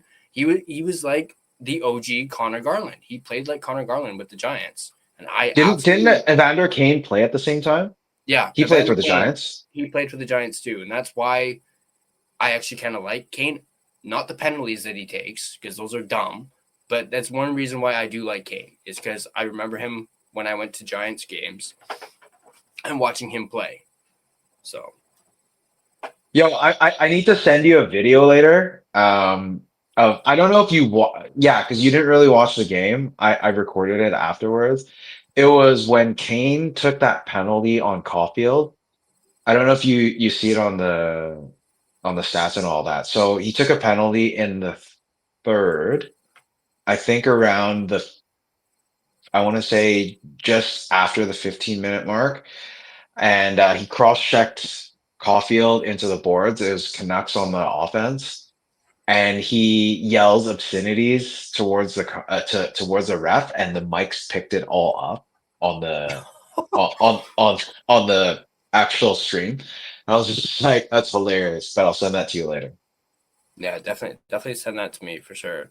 Swerven, I got to see Kane as a Giant back then. Gordie Howe was in the building to present an award. Yeah, that was. I think that's a lot of people don't remember. Gordie Howe was like a partial owner of the Giants, Yeah, along with Michael Bubble. I call him Bubble, not Buble. But yeah, and I believe he still has a stake in that team as well. Like Buble, he still has partial ownership of the team. At least I think. I mean, I obviously since they moved out to Langley, I don't really keep up with the Giants anymore. That was the thing too. When they moved out to Langley, my dad and I said, "That's it. You know, no more season tickets. We're not making the trek all the way out to Langley." And that was very disappointing when they left the Coliseum. But I, I again don't know the exact reason why they did it. It might have had to do with no, money. it's the arena itself. Like they need to upgrade it. I mean, Yeah, the building's been there since what, like the 70s, and yeah. they haven't done any upgrades. Mm-hmm. But God, I don't even know what the Vancouver PWHL team is called. But is it Tripits? They don't have a name yet for the Oh, PWHL. they don't. Okay. Um, yeah, because I was talking to Lucas Gates, and he was saying it should have been this name, but yeah, I don't know. Hopefully, they do some upgrades at Coliseum, Irvin, I would buy the Maple Leafs and and then run them into the ground. Man, Justin is gonna love that comment. Justin doesn't hesitate to throw some shade towards the Leafs. I saw he made a post on Facebook wearing a Blue Jays jersey, and then he completely right away ripped into the Leafs. I absolutely loved it. It was awesome. I love giving Leaf hate, despite the fact that I absolutely love Steve Dangle and the Steve Dangle podcast. I love watching those guys, and I forget his why do I S forget his name? S Yeah, SDP. Steve, N. wait, Steve. Yeah, SDP. I do like Blake, um, who's does a lot of Blue Jays content on that same channel, but it's kind of separate from Steve and Adam. But I love Blake on that. He's great. Just his energy, especially watching his reaction to that Game 1 World Series, and then especially Game 7. His live reaction to it was awesome. Hey, since we Jesse Blake. Jesse Blake, since we're talking about this, I actually have a question for you. What Yeah. did you think when Vladdy came to Game 7 in an Austin Matthews jersey that didn't have the A, walking into the building? I Were mean, you I think like, oh my God, does he know nothing about hockey? uh, not initially until Justin pointed that out. Until Justin said something is when I thought about it. I was like, Vladdy, what are you doing? But at first, when I first saw it, I didn't think anything of it, didn't care. And then Justin made that exact same comment about like, he's wearing an Austin Matthews jersey for Game 7. Does he not realize Matthews is shit in Game 7? Does not, you know, He's like oh for 3, 0 for I don't even know what the numbers are, but Yeah. they've choked every game. Like the last one was like a massive choke. Like he didn't no assists, no goals, nothing, like didn't fucking show up. Yeah. Yeah. Yeah. But yeah, no, it didn't bother me at first. And then Justin said something. And then that's when I was like, uh-oh. Like, uh-oh. But hey, it ended up working out. Nothing happened. Jays still ended up winning. And then, of course, Austin Matthews returned the favor, wearing a Blue Jays jersey. I think it was And like did the they win? following day. I don't even know if the Leafs won or not. I wasn't paying attention to that. I was too more into the Blue Jays. Evan, are you worried about the Drake curse? Remind me again what the Drake curse is. I know he was at the game the other day or the other night. So let's see. We have one from Stephen Long. What do you think of this trade proposal? This is a good one.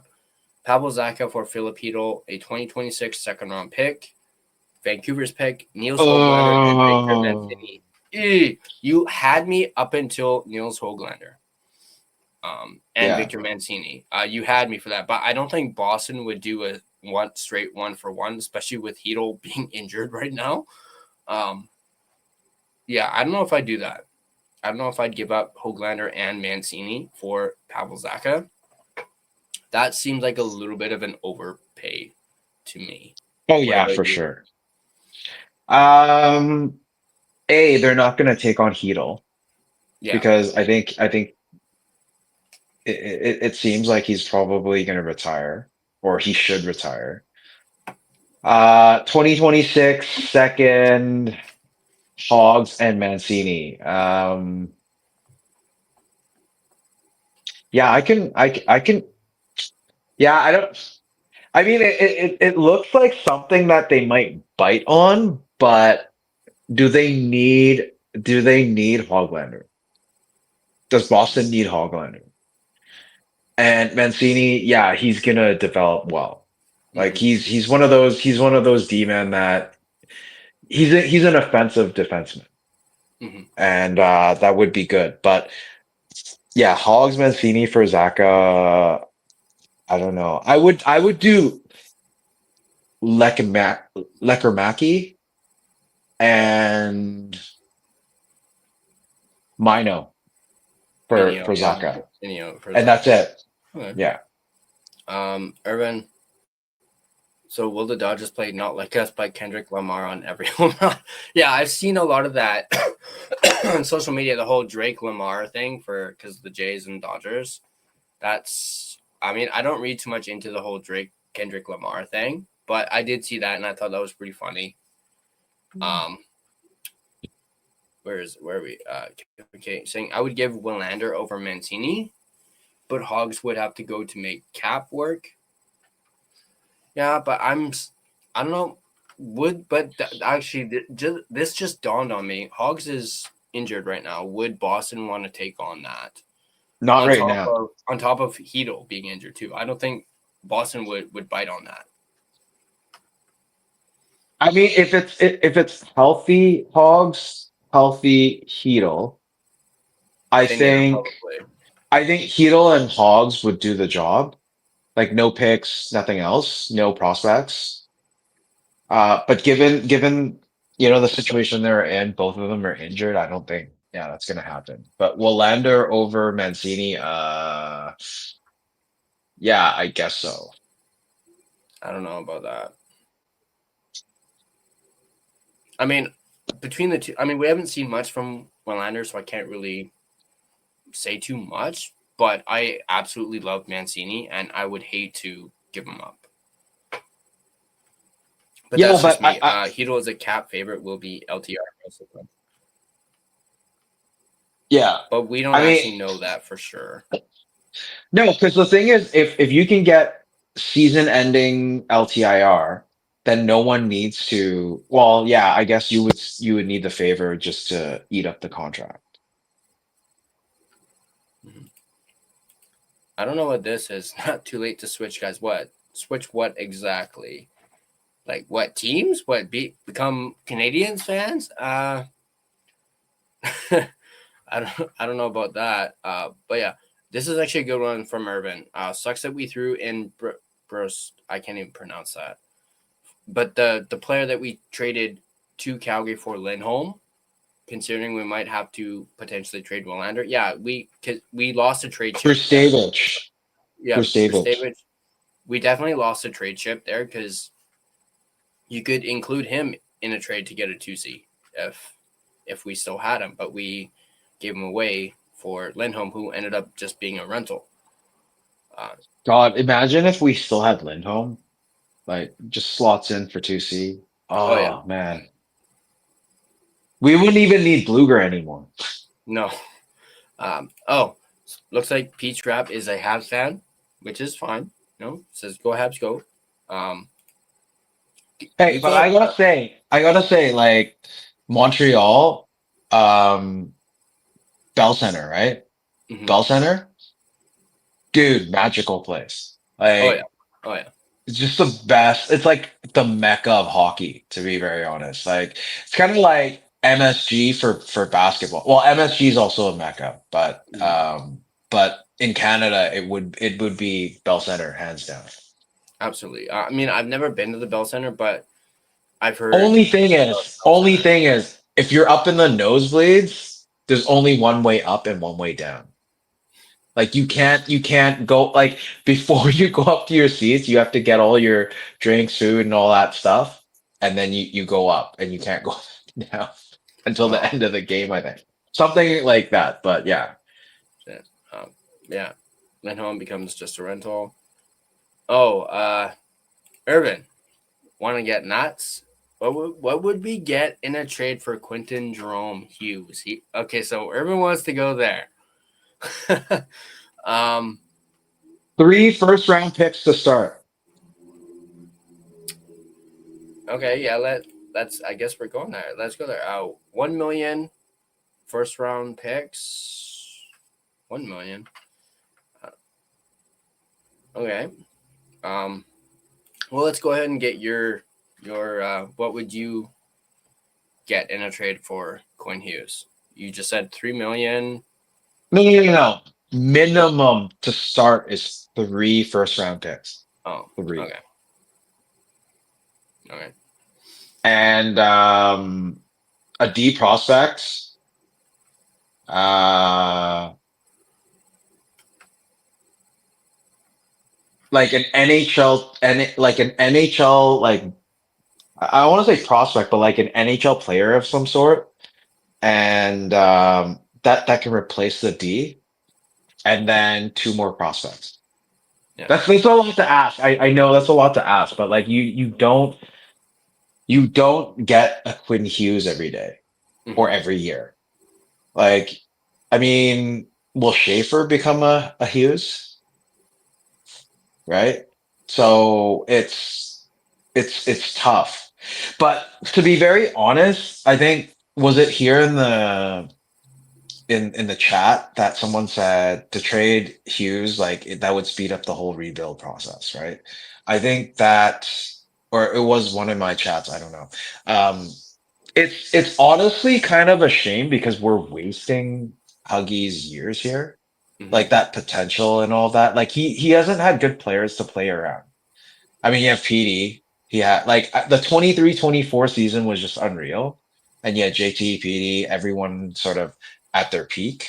I don't want to say at their peak, but they were good. Mm-hmm. But imagine Quinn Hughes on a team that was like Vegas.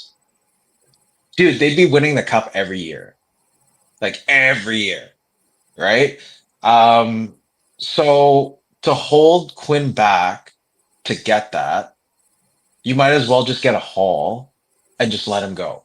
Because if all Quinn wants is to win, might as well just make that happen and then just do a full rebuild, quick rebuild, something that Habs did. Habs did very well in the rebuild, but yeah. Mm-hmm. Russell in the house. Nothing is perfect. Um, said I've had some time to think about tonight. Great. And And or actually, I should do it the same way. If you guys ever seen Dude, Where's My Car? And then okay, sorry, comments are coming in so fast like when I go to click on one. Okay, so first one, Pedersen was a beast tonight. Yes, he was. Agreed. Even though again he's a fucking Dodgers fan. That still got me peeved that he predicted the Dodgers. Quinn looked great. Yeah, he did. 2 points tonight. Looked definitely a lot better than he has the last couple games, that's for sure. For sure. And I didn't even watch the game. And even I know that.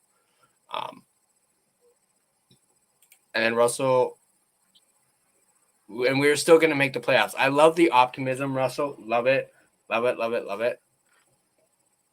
And, I mean, like he's not wrong, right? He's not wrong because I mean the team played one of the best first periods the whole season so far, and you know when Reichel gets some reps like practice time, then like Reichel didn't get any special teams today.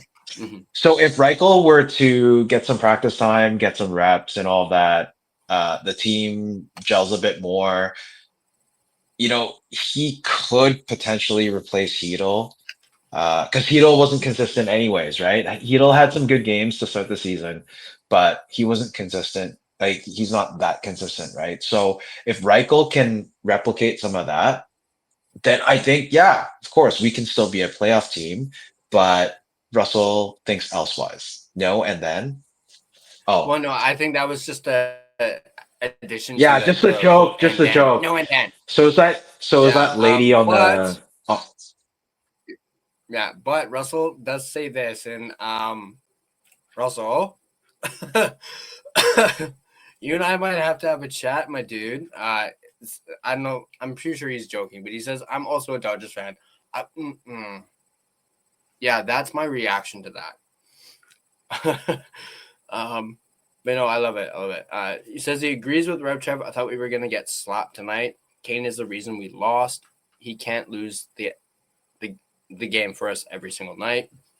Yeah, I heard he took some pretty stupid penalties. But it's like at the same time, Rev said this on his stream. I caught a little bit of his after I had finished doing my Blue Jays live stream. He said, you know, like that. This is what Kane does. He takes stupid penalties. He has grit. And I think I commented this in his chat saying, Kane brings us grit and bad penalties. That's what Evander Kane brings us. no, the problem is he doesn't bring the grit. Like he's not standing up for players when it needs to. Even though like fine, Foot came out and said, you know, don't do the retaliation. We don't want, you know, penalties to make it 4-4, et cetera, et cetera. Like he doesn't I don't know, he doesn't really move the needle to be like he's not like a Zadorov type, Mm-hmm. right? Yeah. Got Urban. This is a good one from Urban. Let's say Hoglander comes back and he's 100% again. Where do you put Kane? That's actually a really good question. You trade his ass. Urban says bottom 6 for Kane. Yeah, I could see that. I think what was it? I mean, again, I didn't actually watch the game, but wasn't it at one point Kane was not in the top 6? He was like on the third line at one point, I think. Or it may have been like the last game or something. They've been doing No, it was the last game. They were doing some shuffling, and Kane was on the third line. I mean, they could still do that. Russell, the Vancouver Dodgers. Man. Then Urban, the Vancouver Rogers. That name would go over well with in England. I mean, that's actually pretty funny considering the Jays are owned by Rogers. Hey, Russell, you realize that the Vancouver Canadiens is the farm team for the Jays, right? I think he knows that. I mean, I know that. But I mean, hey, there you go. Change the name to the Vancouver Dodgers after this series is over. You know, regardless of who wins or loses. Kevin K, I think Foot is saying the right things, but wishing Kane stood up. That's, yeah. I mean, yeah, I would say Foot's definitely saying the right things, but we've also, not necessarily tonight, but over the last several games, we've seen his inexperience with as a head coach. We've seen it. Like the deployment Yeah, like the deployment of lines and whatnot. We've seen that inexperience show. or the Not that line I call think ups or like the player call ups. maybe that as well. Yeah, definitely. Because like I mentioned in that conversation I had with Matt Zakaris, he thought Sassen should have been called up a lot sooner, which he was right about. No, I do think Sassen should have been called up a lot sooner than he did. Perhaps that was the inexperience of Adam Foote right there. Russell, So he third could have gotten line. practice time. He could have gotten Yeah, practice time instead of Coots, right? Being yeah. like Coots had a practice before he was sent down. Yeah. Mm-hmm. Third line for Kane from Russell. David Lee. Canucks would get JT Miller trade type BS back. What? I'm not sure. Urban, after Kane's first media availability, I was drinking the EK91 Kool-Aid. What did Kevin, it taste like, Irvin? Kevin K says, no coach can say we should have beat the shit out of that guy in the Vancouver market. Russell does know that the Canadiens are the Blue Jays farm team. He does know that. Okay, I'll be right back. Give me a second. Yeah, all good. Swerve and Urban says, Russell, who told you that Aquilini story? Yes, Russell, we would love to know who told you that story. Urban told us that story. Urban actually came on and told us that story. That story was amazing, by the way. I don't know if you were on, but when Urban said it, initially, my initial reaction, I was about to take a sip of my Coke and I actually spat it out. That's, because of the reaction to that. That was great. So yeah, Russell, if you can, let us know who told you that story. You don't have to use any real names for it. So, Irvin says, tasted like hookers and babes. Awesome. Great. So good. So that is what the Kool-Aid tasted like, Irvin. Nice. Hookers and vapes. Interesting flavor. Very interesting flavor.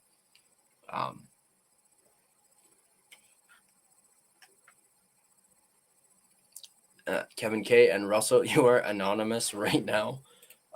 Twas a regular guest at my bar. Okay. Yeah. That's good.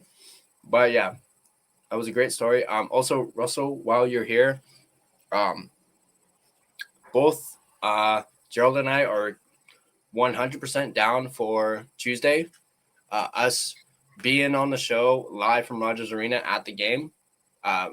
If you want, you and I can message each other back and forth or post in here. It doesn't matter. But if you want, I can reach out to you and we can try and figure something out for that. I'm totally down for that. I know Gerald's already down for it as well. So, but yeah, definitely I will get in touch with you before Tuesday for that for sure. Swervin Urban. Oh, you were wondering what that tasted like for Irvin? It says tasted like hookers and vapes. That was his response to the Kool-Aid. To the Evander Kool-Aid thing. Apparently that's what the Kool-Aid tasted like. Irvin, I believe because I know that when we were up 2-0 in the Cup Finals, he was shopping the broadcast rights to the parade. I think we're talking about Aquilini here.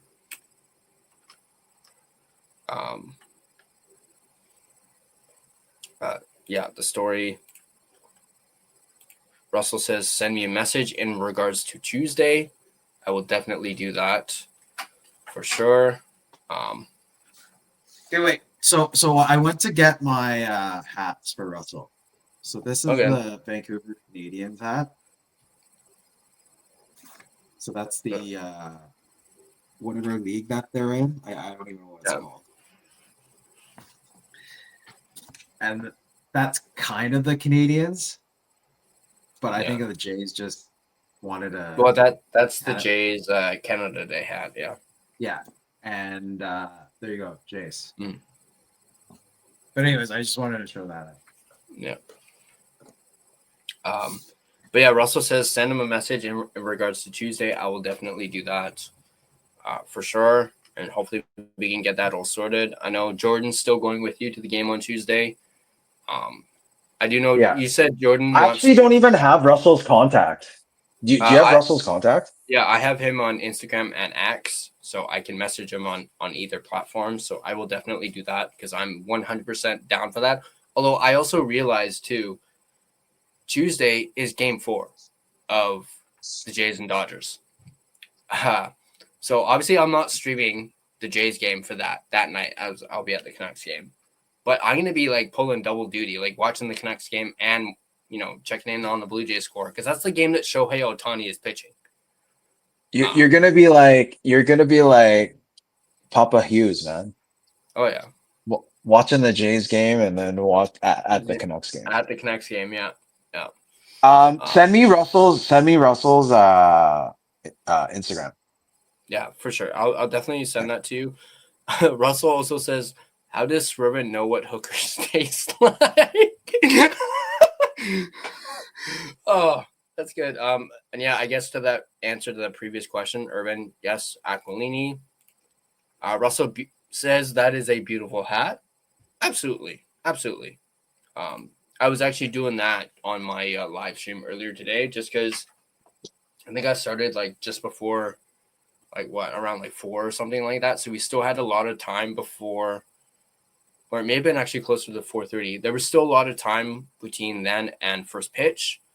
So I did a little like jersey like reveal. Like I showed off some of my like baseball jerseys and Blue Jays jerseys. And actually, believe it or not, there was a Mets fan in the chat talking, and he was in the chat for almost the entire stream. Like it was Nice. It was only him, a Mets fan, saying he was cheering for the Blue Jays, even though he's a Mets fan. And then I pulled out my Yankees jersey. and I was like, okay, this guy's not going to like this at all. But this is my Yankees jersey. And I gave the story on the jersey itself, like why I have it. I mean, I'm actually not, screw it. I'll just pull it out right here. I got it right here. Where is it? But yeah, I have it. New York Yankees. Oh crap! It's way in the bottom. There. No, actually, you know what? It's over here. There we go. But yeah, get a hold of this. Yeah. It is an Aaron Judge jersey. So, like I said, there's a story behind the jersey. At the time that I got it, my aunt and uncle were living in New York. They had been living in New York for several years. They actually spent a lot of time in New York, living there. And I found out they were moving back to BC. They were moving back to Vancouver to be closer to family. So I emailed my uncle, was like, hey, before you guys leave New York, can you get me a Aaron Judge jersey? Since you guys are moving back, this might be my only shot because I'm not going to pay for one of these. I'm not going to buy an Aaron Judge jersey in Vancouver. So I was like, hey, can you get me a jersey? And he's like, yeah, sure, totally. So he got me the Judge jersey. It is slightly big on me. Like I think he got a large or an extra large, but that is the story behind the Aaron Judge jersey. So That sounds like it's a pre-online story. no, You could just go, yeah, he went down to the stadium and got it. but wouldn't it cost the same as getting it online? Probably.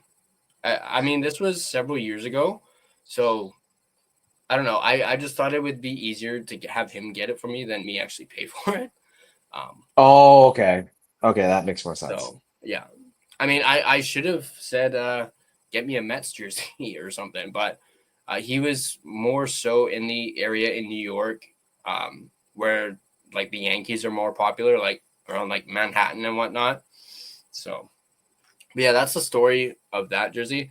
If you guys want to see more of those jerseys, go ahead and check out the stream on Inside Jay's podcast. Actually, right here, Inside Jay's podcast here on YouTube. Check out. I mean, yes, you're gonna have to search for it because it is a 4-hour live stream, but it's relatively around the beginning. So there's that. Let's get back to the comments here. Where were we? I think this is a response to the Yankees jersey by Irvin. Irvin, the Evil Empire. You can wear it over your Jays jersey. Not right now. No, absolutely not. Not right now. I didn't even touch it during the division series. I wouldn't touch it. So, and actually, on that note, I have a white Blue Jays jersey with Teoscar Hernandez on the back, like Hernandez on the back, who plays with the Dodgers right now. Used to be a Blue Jay. I refuse to wear that jersey during this series, even though it's a Blue Jays jersey, and I absolutely love the jersey. It's a beautiful jersey. Didn't he get striked out 3 times today? Oh yeah, he played like shit tonight. But still, I'm not gonna jinx it. I'm very superstitious with baseball, especially baseball. More so baseball than hockey, but definitely baseball. I'm very superstitious. Like tonight, I wore my powder blue Blue Jays jersey. I'm not gonna wear that jersey again for the rest of the series because I'm so just for the series. Yeah, because I'm so superstitious. We lost with me wearing that jersey. I'm not gonna wear it again. I was gonna be like, if you don't want it, I'll take it off your hands. Oh no, I want to. That's my only one left. My second one, powder blue, got ruined. The label on the tag on the neck, it somehow melted. Oh yeah, you talked about that.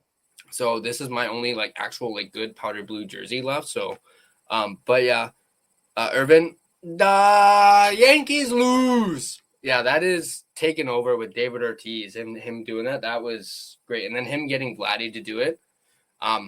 Actually, when I was watching the game, like at the beginning of the game, like before the first pitch, there was. Didn't he say when they didn't they come? Wasn't there a story about them coming into Toronto and the immigration officer said to him, "Yeah, da Yankees lose." Yeah, I shared that on my story.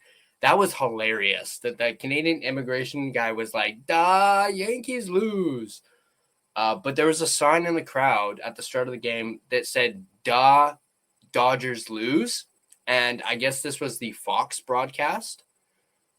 David Ortiz saw it, and he said it. He went, "Da Dodgers lose." So hopefully we'll hear that again by the end of the series, for sure. Russell, that's his response to how he knows what hookers. Oh, I think this is towards Irvin. When they said compressed schedule at the beginning of the season, that was no joke. I think he's referring to the NHL, I believe, in this. Yeah. Compressed schedule. Well, yeah. Did we talk about this at during the last stream? How the Canucks have 10 back-to-backs? Because at the beginning of the season, someone was saying I can't remember what, a YouTuber or Canucks media, they said they had 13. It's actually 10. I went back and counted it. And for some odd reason, I was looking at Jersey too, and they only have 8 back-to-backs. Canucks have like the worst schedule in the league. Yeah, definitely. I mean, I haven't looked at the schedule in a while, but yeah, 10 sounds, about right for that. But yeah, especially these back-to-backs coming up like as quickly as they are, like tonight and tomorrow. That's already like what 2 back-to-backs that the Canucks have had within the first 10 games. So that's it. That's it for this month, I think. But there's more in November and December. Mainly January, I think. January, that I'm not really surprised about January because that's right before the Olympic break. Yeah. Do you know if they have more, starting in like February, March, April, or if it's very heavy early in the season? It's heavier during the early season. I can take a look. All right.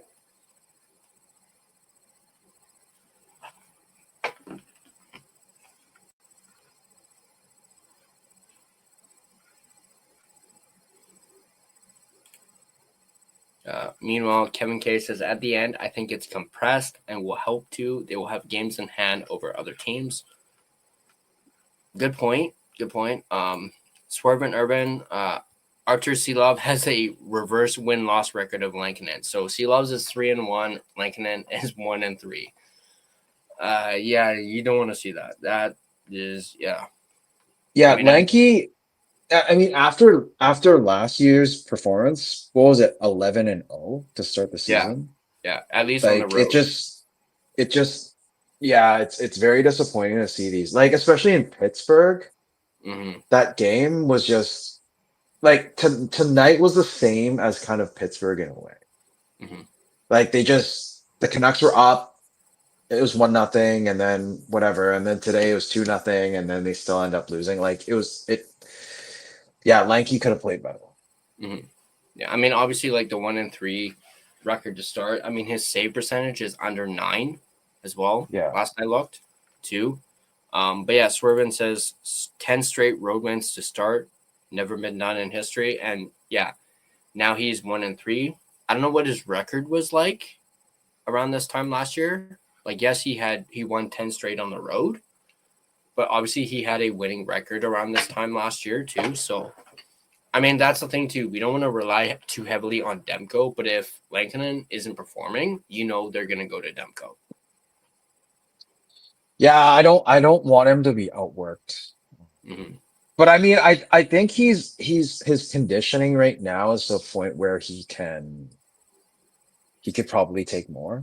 Like initially we were thinking like half, maybe like 43, 40, something around those. It's not going to add up to 82, obviously, because there might be someone gets pulled or whatnot. But I could see Demko playing 50 this year, probably 50 and like 30, I don't know, 5, something like that.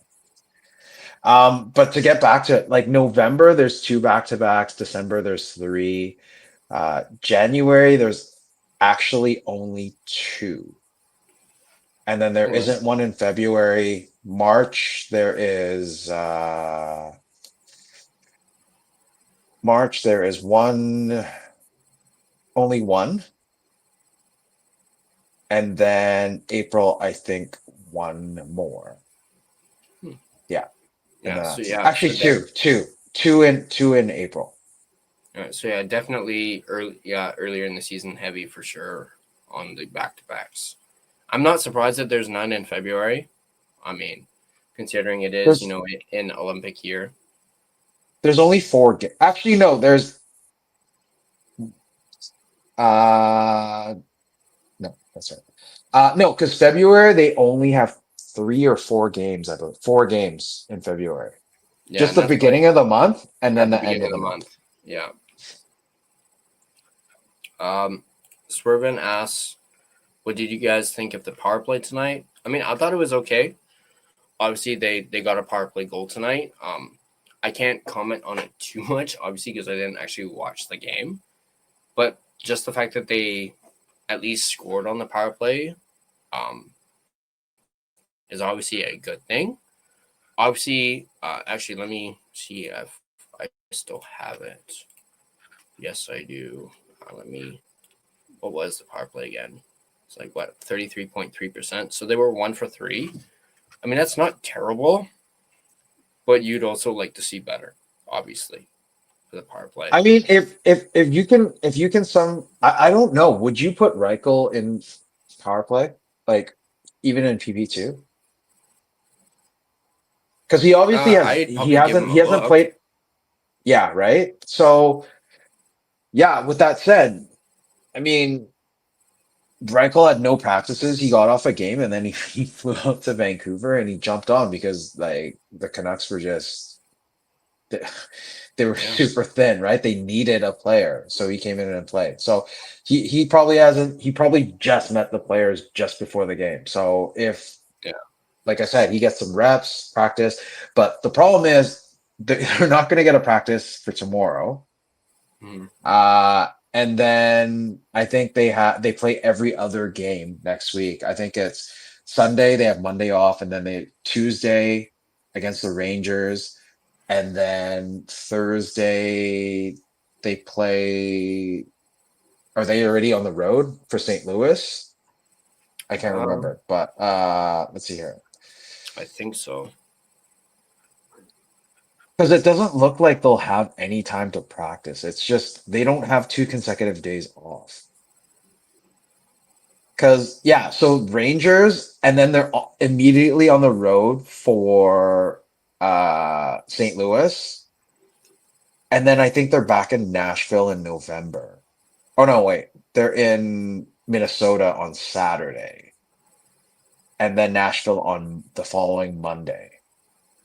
So the only time they have, yeah, they're basically playing every other day. So I don't know if they can even get practices in even on the road. Yeah, definitely. Boom. Irvin again. If Garland is the guy down low, I don't love him standing beside the net. Why isn't he screening the goalie? Because he's too small to screen the goal. Exactly. I was about to say, like, are you sure you want him, the guy in front of the net, screening the goalie? Because he's so short, especially when these goalies are like 6'4", 6'5". If anything, you should throw Myers down there and just sit in front of the goalie. Yeah, exactly. Yeah. And yeah, even Kevin Kay says I would rather have Myers and Garland's spot in front of the net. And yeah, Russell agrees. Hell yeah, Reichel, Hughes, Myers. I'm assuming he means PP2. I think on this. Swerven, Myers has sneaky skill. Yes, he does.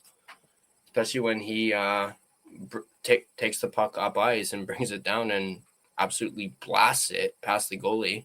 We've seen him do that. I mean, not necessarily this year, but we've seen him do that in the past. He does have Hey, sneaky skill for sure. you saying that actually PD played pretty well today, to be honest. Like even his zone entries were a lot better. And I don't think he was looking as much for the perfect pass. He did have some shots, so I don't want to jinx it or anything. I feel like Yeah. PD's coming back. Mm-hmm. So Yeah, definitely. let's hope it continues on to tomorrow's game and he shows it up, because you got two more 12+ million players playing on the opposing team tomorrow. Mm-hmm. Yeah. I mean, yeah, definitely. This is a look in the right direction for PD. As I said earlier, he helped out my fantasy team, so I can't be too mad at him for being a Dodgers fan. And yes, I'm still griping on that. But yeah, definitely helped out my fantasy. It's obviously, all jokes aside, seeing PD get some points tonight. Obviously, we wish this had happened earlier in the season, but I'm glad that it showed up. It's game 9, bro. It's only game 9. It's game 9. This should have been like game 2 or 3. He'll end up being a point a game. I mean, he had 3 tonight. I mean, you average it out. How many points does PD actually have now? I think he has like 8. I think he has like 8. Let me actually, I quickly want to see that.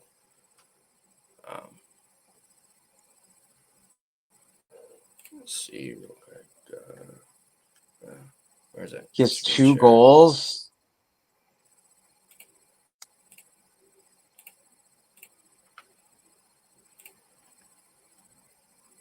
He has 2 goals, 5 assists, 7 points in 9 games.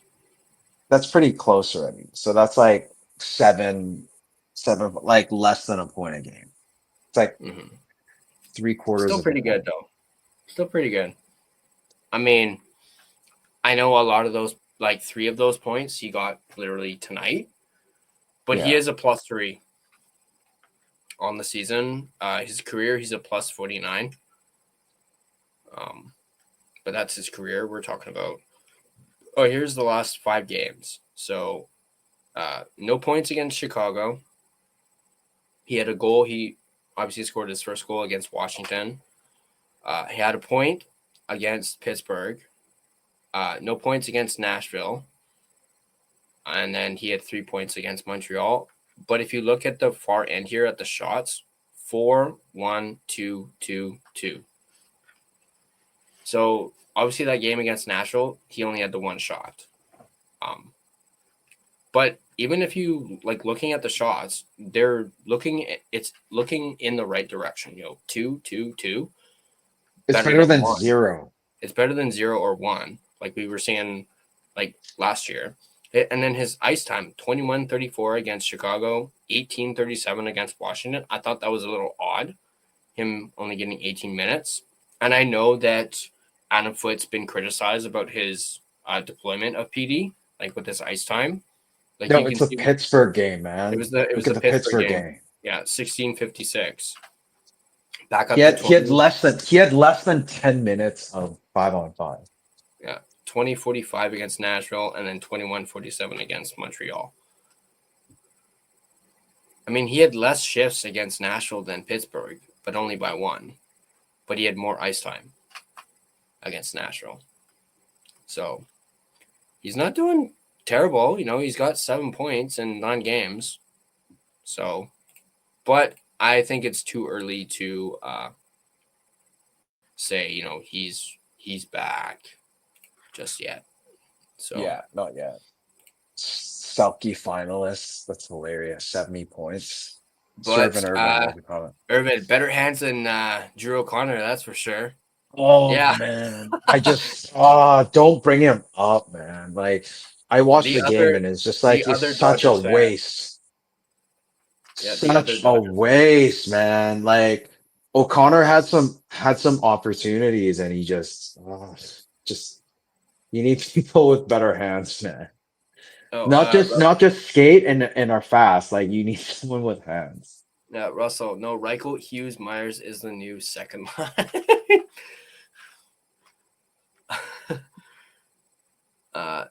Kevin K. Myers set up Sasson on that type goal this year. Yeah, we were talking about Myers a little bit earlier.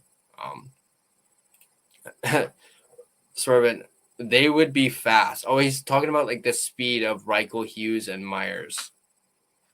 Wait, what? Urban with the facts. First multi-point game for PD since March 20th. That was the last time PD had a multi-point game. Only been 7 months. Yeah. Minus three months of the off season. If PD ended the year with 70 points, but he was a Selke finalist, is that a successful season? I guess, but I mean, he's playing he's played quite well defensively. I mean, he's been blocking a lot of shots. Even today, like getting sticks on puck, like he did well. He played.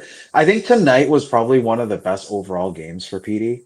Mm-hmm. Minus the result, but definitely in the right direction. And yeah, I mean, I actually do see him becoming a Selke finalist, but I don't know 70 points. I think he might hit more. If it's a point a game and he plays 80, that's 82, right? So it could be possibly more than 20.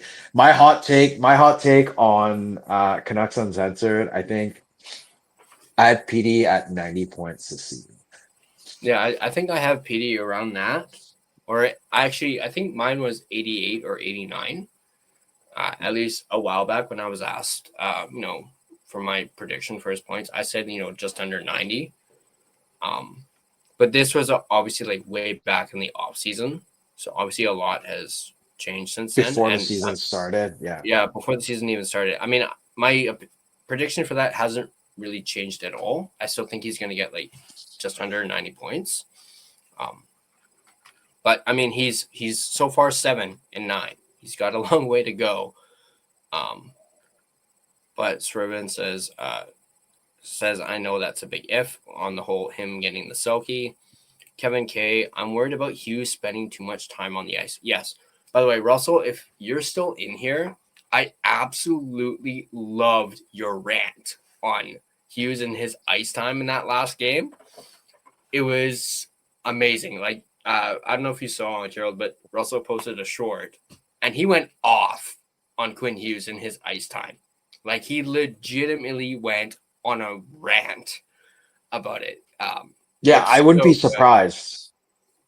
It's so good. And seeing his co-host Dustin's reaction, like underneath, like in real time, reacting to Russell, just going like, "Blah, blah, blah, blah." It was so good. It was hilarious. I actually commented on it on YouTube. Absolutely loved it. Russell, that was amazing. But yeah, luckily I looked at the ice time for Quinn Hughes himself earlier. And yeah, I think his longest shift was like 1 minute 58 seconds tonight. That's good. So I think too many just people very pissed on him about it. yeah. Like seriously, 19 shifts, almost 30 minutes against Nashville. 19 shifts, 30 minutes. That's over a minute and a half Yeah. per shift. He definitely was trying to do too much in that game against Nashville for sure. I mean, Talkett's gone, but you don't double your shifts, right? It's like 45, it's like a minute and it's like 90 seconds, a minute and a half. Like, no, man. It's too much. Yeah. Kevin K. Hughes is starting to look like PK Subban when he used to stay on the power play 2 minutes and we would score against Montreal. Shorthanded, looks gassed these days. I guess Joseph is not helping. Yeah, I will say Hughes definitely does look gassed. That's for sure. No, today he looked better. He looked a Yeah. lot better today compared but- to previous games.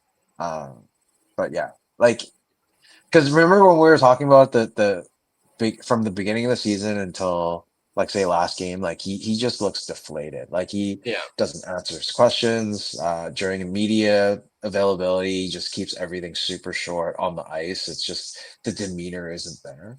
Mhm. But today, like, you know, there were a few like a couple moments where he was just like, fuck, or like, you know, but for most of the game he was there. Sherwood was fired up. I think after the power play goal, like the tying power play goal, he like, I don't know if the stream caught it, but he swore and it was like another JT Miller F bomb. It was pretty funny. I'm not one bit surprised that it was Sherwood. It's like what I kept on saying on my Blue Jays stream. I kept on saying this whenever Ernie Clement came up to the plate. He's got that dog in him. Yeah. For those of you that don't know, Ernie's little victory thing is he barks. He goes "Arr, arr." Like they do these post game, like whenever the Jays win, of them like walking through the clubhouse of like each player, and whenever Ernie does it, he like goes like real close right up to the camera and goes "Arr, arr," and walks away. So that's why I kept on saying, Ernie's got that dog in him. You can say the same thing about Kiefer Sherwood. He's got that dog in him. And if you let that dog loose, he's going to crush a bunch of people with hits. So, David Lee, he's our degraded Dakota Joshua. Is he referring to Quinn? And yeah, Russell, Quinn Hughes tripling his shifts last game. Yeah, definitely. It was insane. Kevin K. Sherwood is definitely our Burrows 2.0. Yeah, I could definitely see that for sure. And then, yeah, nothing is perfect. Russell, 324 was Quinn Hughes' longest shift. Check the highlights. He was out there for some terrible play because he was gassed 2 minutes into a 5-on-5 shift. And yeah, he definitely looked gassed in that game against Nashville. Triple clutching his shifts, and yeah. I'm not sure if we lost Gerald or not. Gerald's kind of frozen here. We'll see. But I'm just going to keep going. Urban, tonight, Hughes, Hronik are played 26 each. P.O. Joseph and EP 25 played 15. Oh, Gerald's there. Played 15 and 18 shifts. They're double shifting Hughes and Hronik. Definitely. Definitely Hughes last game for sure. As Russell said, 324 was his longest shift in the game against Nashville, which is Like, who the hell plays 3 minutes on ice? Like, it's just, are you not tired? Are you like crazy? Like, No wonder you're gassed, man.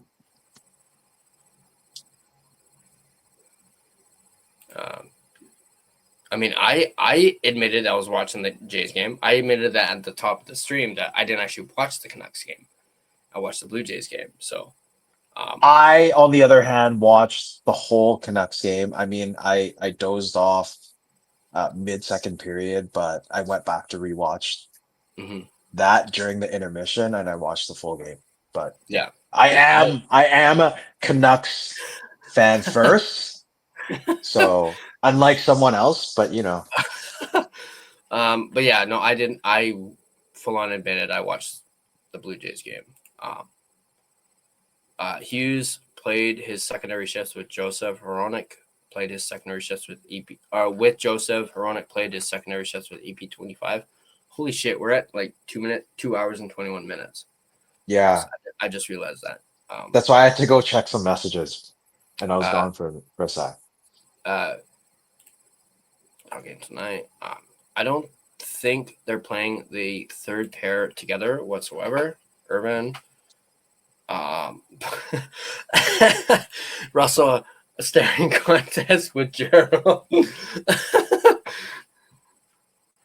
I guess that was when you were like frozen there for a little bit there. Kevin Kate Hughes. Yeah, I just jumped off, but yeah. Hughes was the best when Myers was on with him. I mean, I can't confirm that because, like I said, I wasn't watching the game. But don't worry, tomorrow definitely we'll be watching the Canucks game tomorrow because there's no Blue Jays game on. So, and we'll. Are you at home? Are you at home tomorrow? I'm at work until about 5:30, and then I'm gonna Okay. race home. So, I might miss a little Okay. bit of the game, like the first period, but I'll watch. I'll definitely watch a lot more than I did tonight for sure. I have tickets to the game. I don't really want to go to, but yeah, I don't know. I listed them already. I think I might end up have to go. I was actually gonna ask you because Clay's gonna be at the game tomorrow. But yeah, it's just I listed the tickets. We'll see if it sells tonight. All right. Well, yeah. Keep me posted. I mean, I wouldn't mind going if you end up still going. I wouldn't mind going with you, but it might be a little tight on it, just because, like I said, I get off at 5:30. But we'll message each other and. Well, game time's at 7, right? 7. Okay.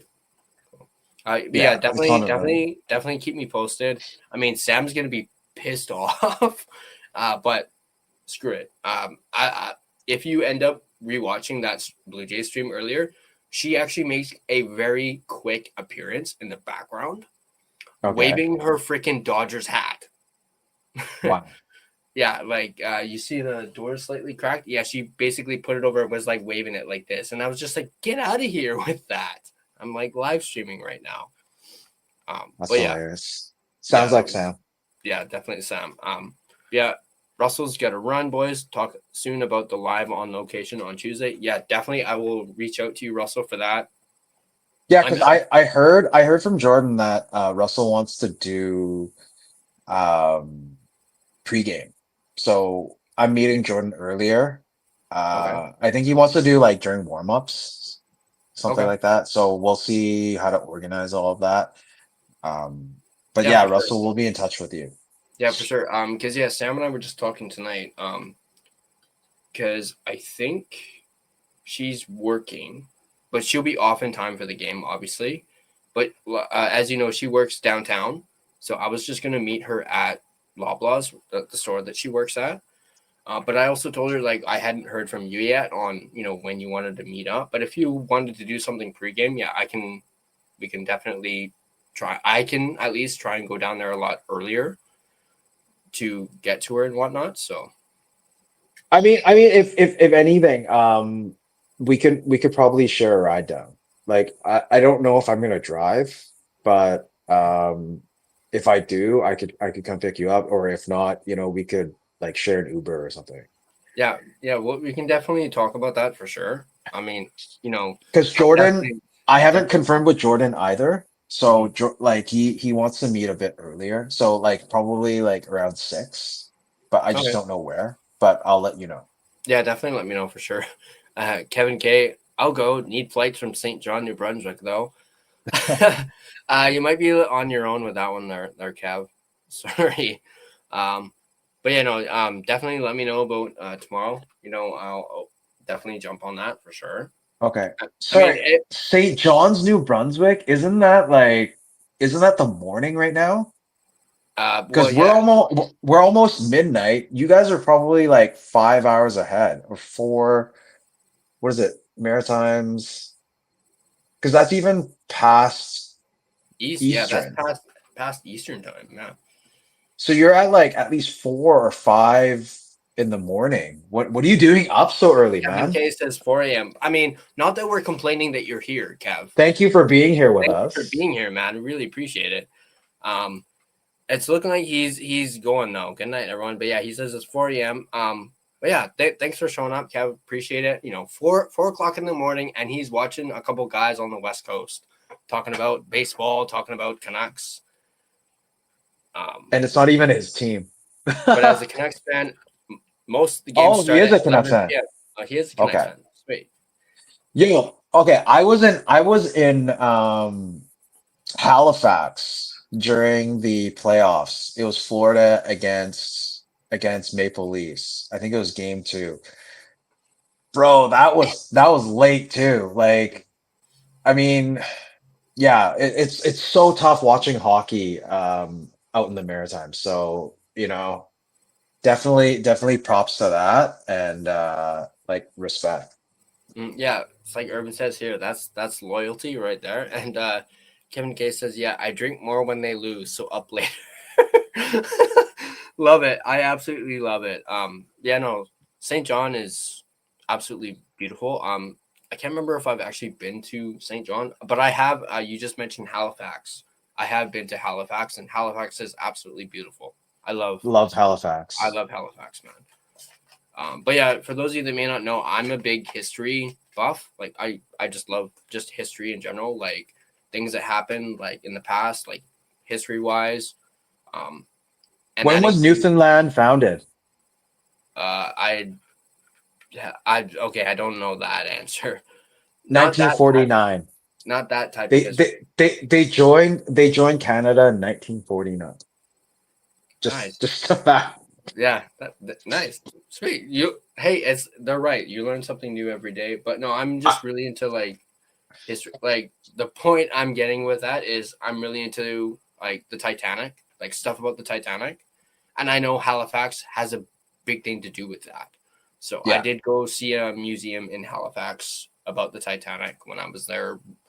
Oh gosh, I don't know. I even remember when it was. Probably in the 2000s or late 90s, something like that was the last time I was in Halifax. But my main point is how beautiful Halifax is.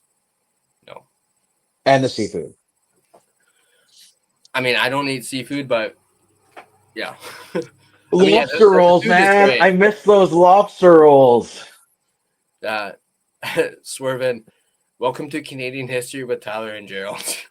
I can. Hey, trust. I could probably do a history class on Canadian history. I was a geek in high school for social studies. So We got David Lee. What about Besser taking 2 days off after losing his dog? Yeah, it was revealed that was his personal absent, was his dog passed away, which absolutely sucks. That breaks my heart to see. I'm a big dog lover and pet guy, and yeah, that just breaks my heart hearing that he lost his dog. And I can't imagine what he's going through right now. I mean, having to play hockey and kind of put that to the back of his mind.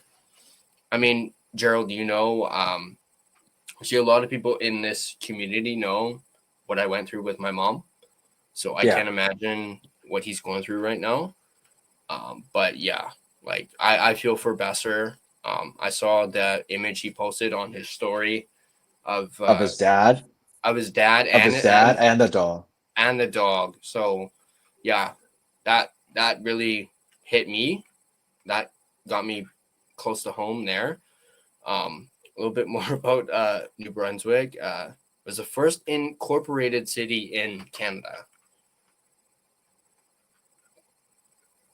And then, Canada North.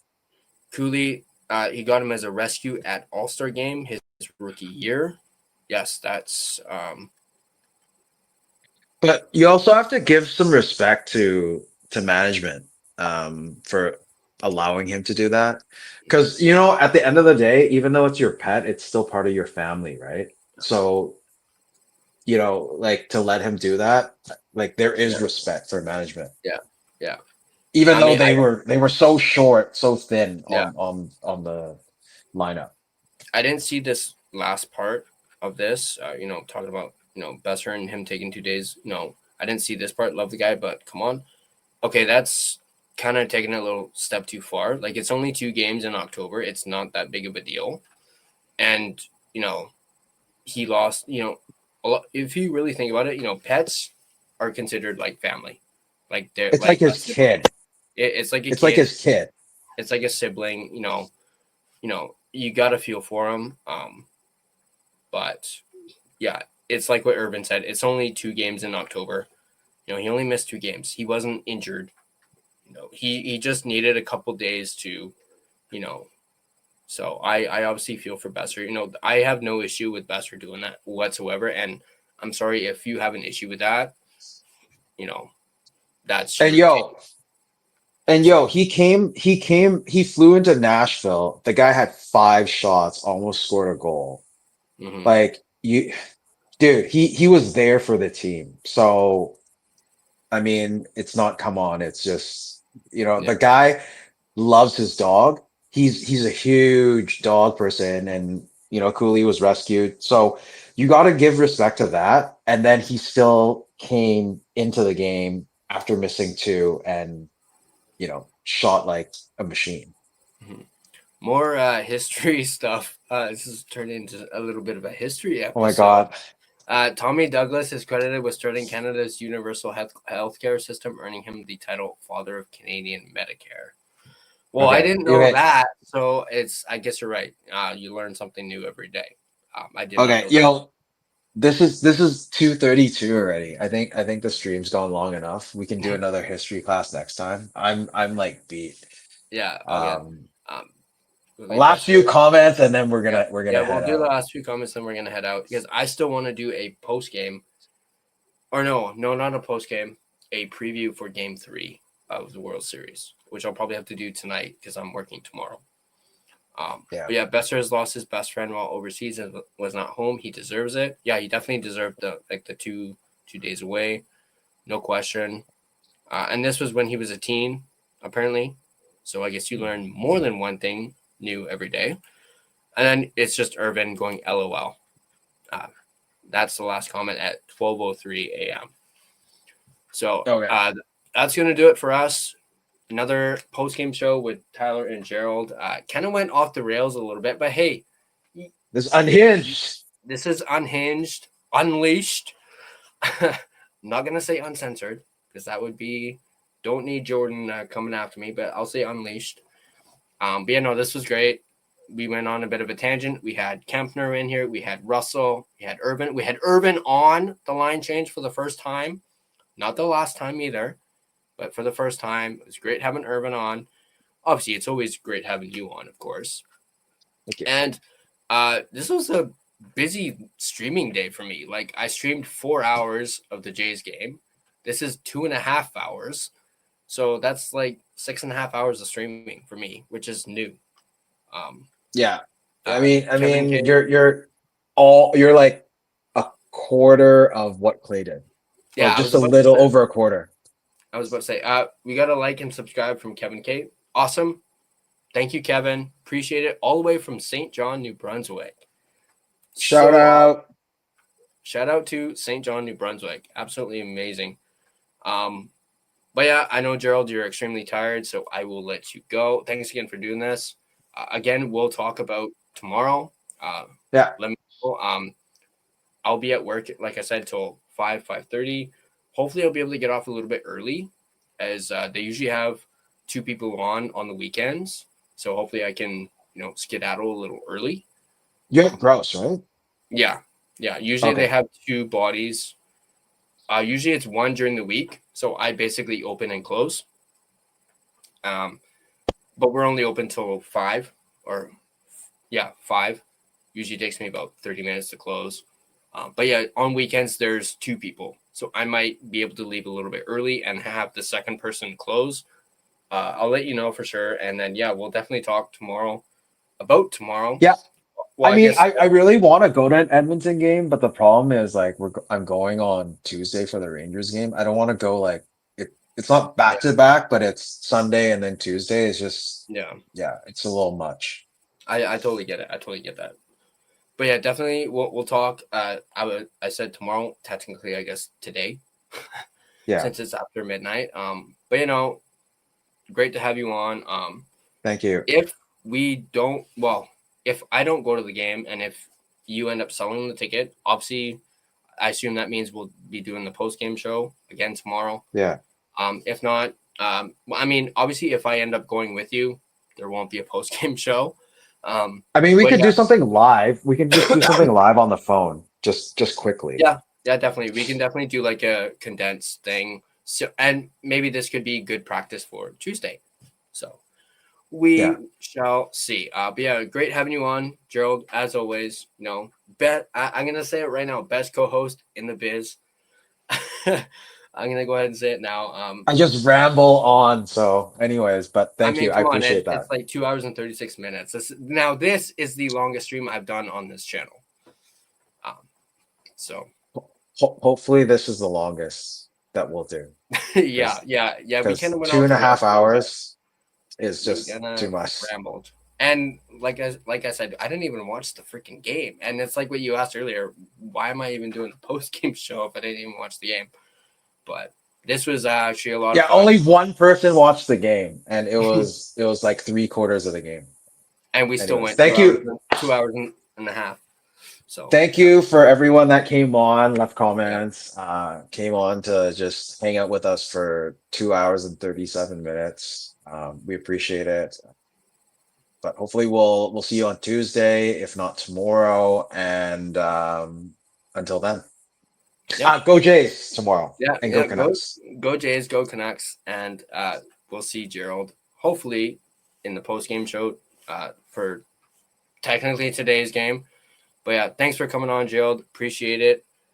That was Gerald, and then hang on, let's see here. If you guys want to stay up to date on all your Vancouver Canucks content, be sure to hit that like button. It doesn't cost you a thing. Same thing with if you subscribe, just like what Kevin K did. Hit that subscribe button, smash it as hard as you can. Not literally, but figuratively. Turn on your notifications so you don't miss a single video. You can find us on social media. We're everywhere on social media. Facebook, Instagram, X, TikTok. All the @ are there. Feel free to give us a follow on all of our social media platforms. And if you prefer a audio version of this podcast, you can find us on both Spotify and Apple Podcast. On Spotify, feel free to give us a follow as well as rate and review us. So far, we have 1 rating, and it is a 5-star rating. So that is awesome. Obviously, it really helps out the channel as well as the podcast. So go ahead and check us out there. And then that is me and Gerald. As always, good night. And as always, let's go Canucks.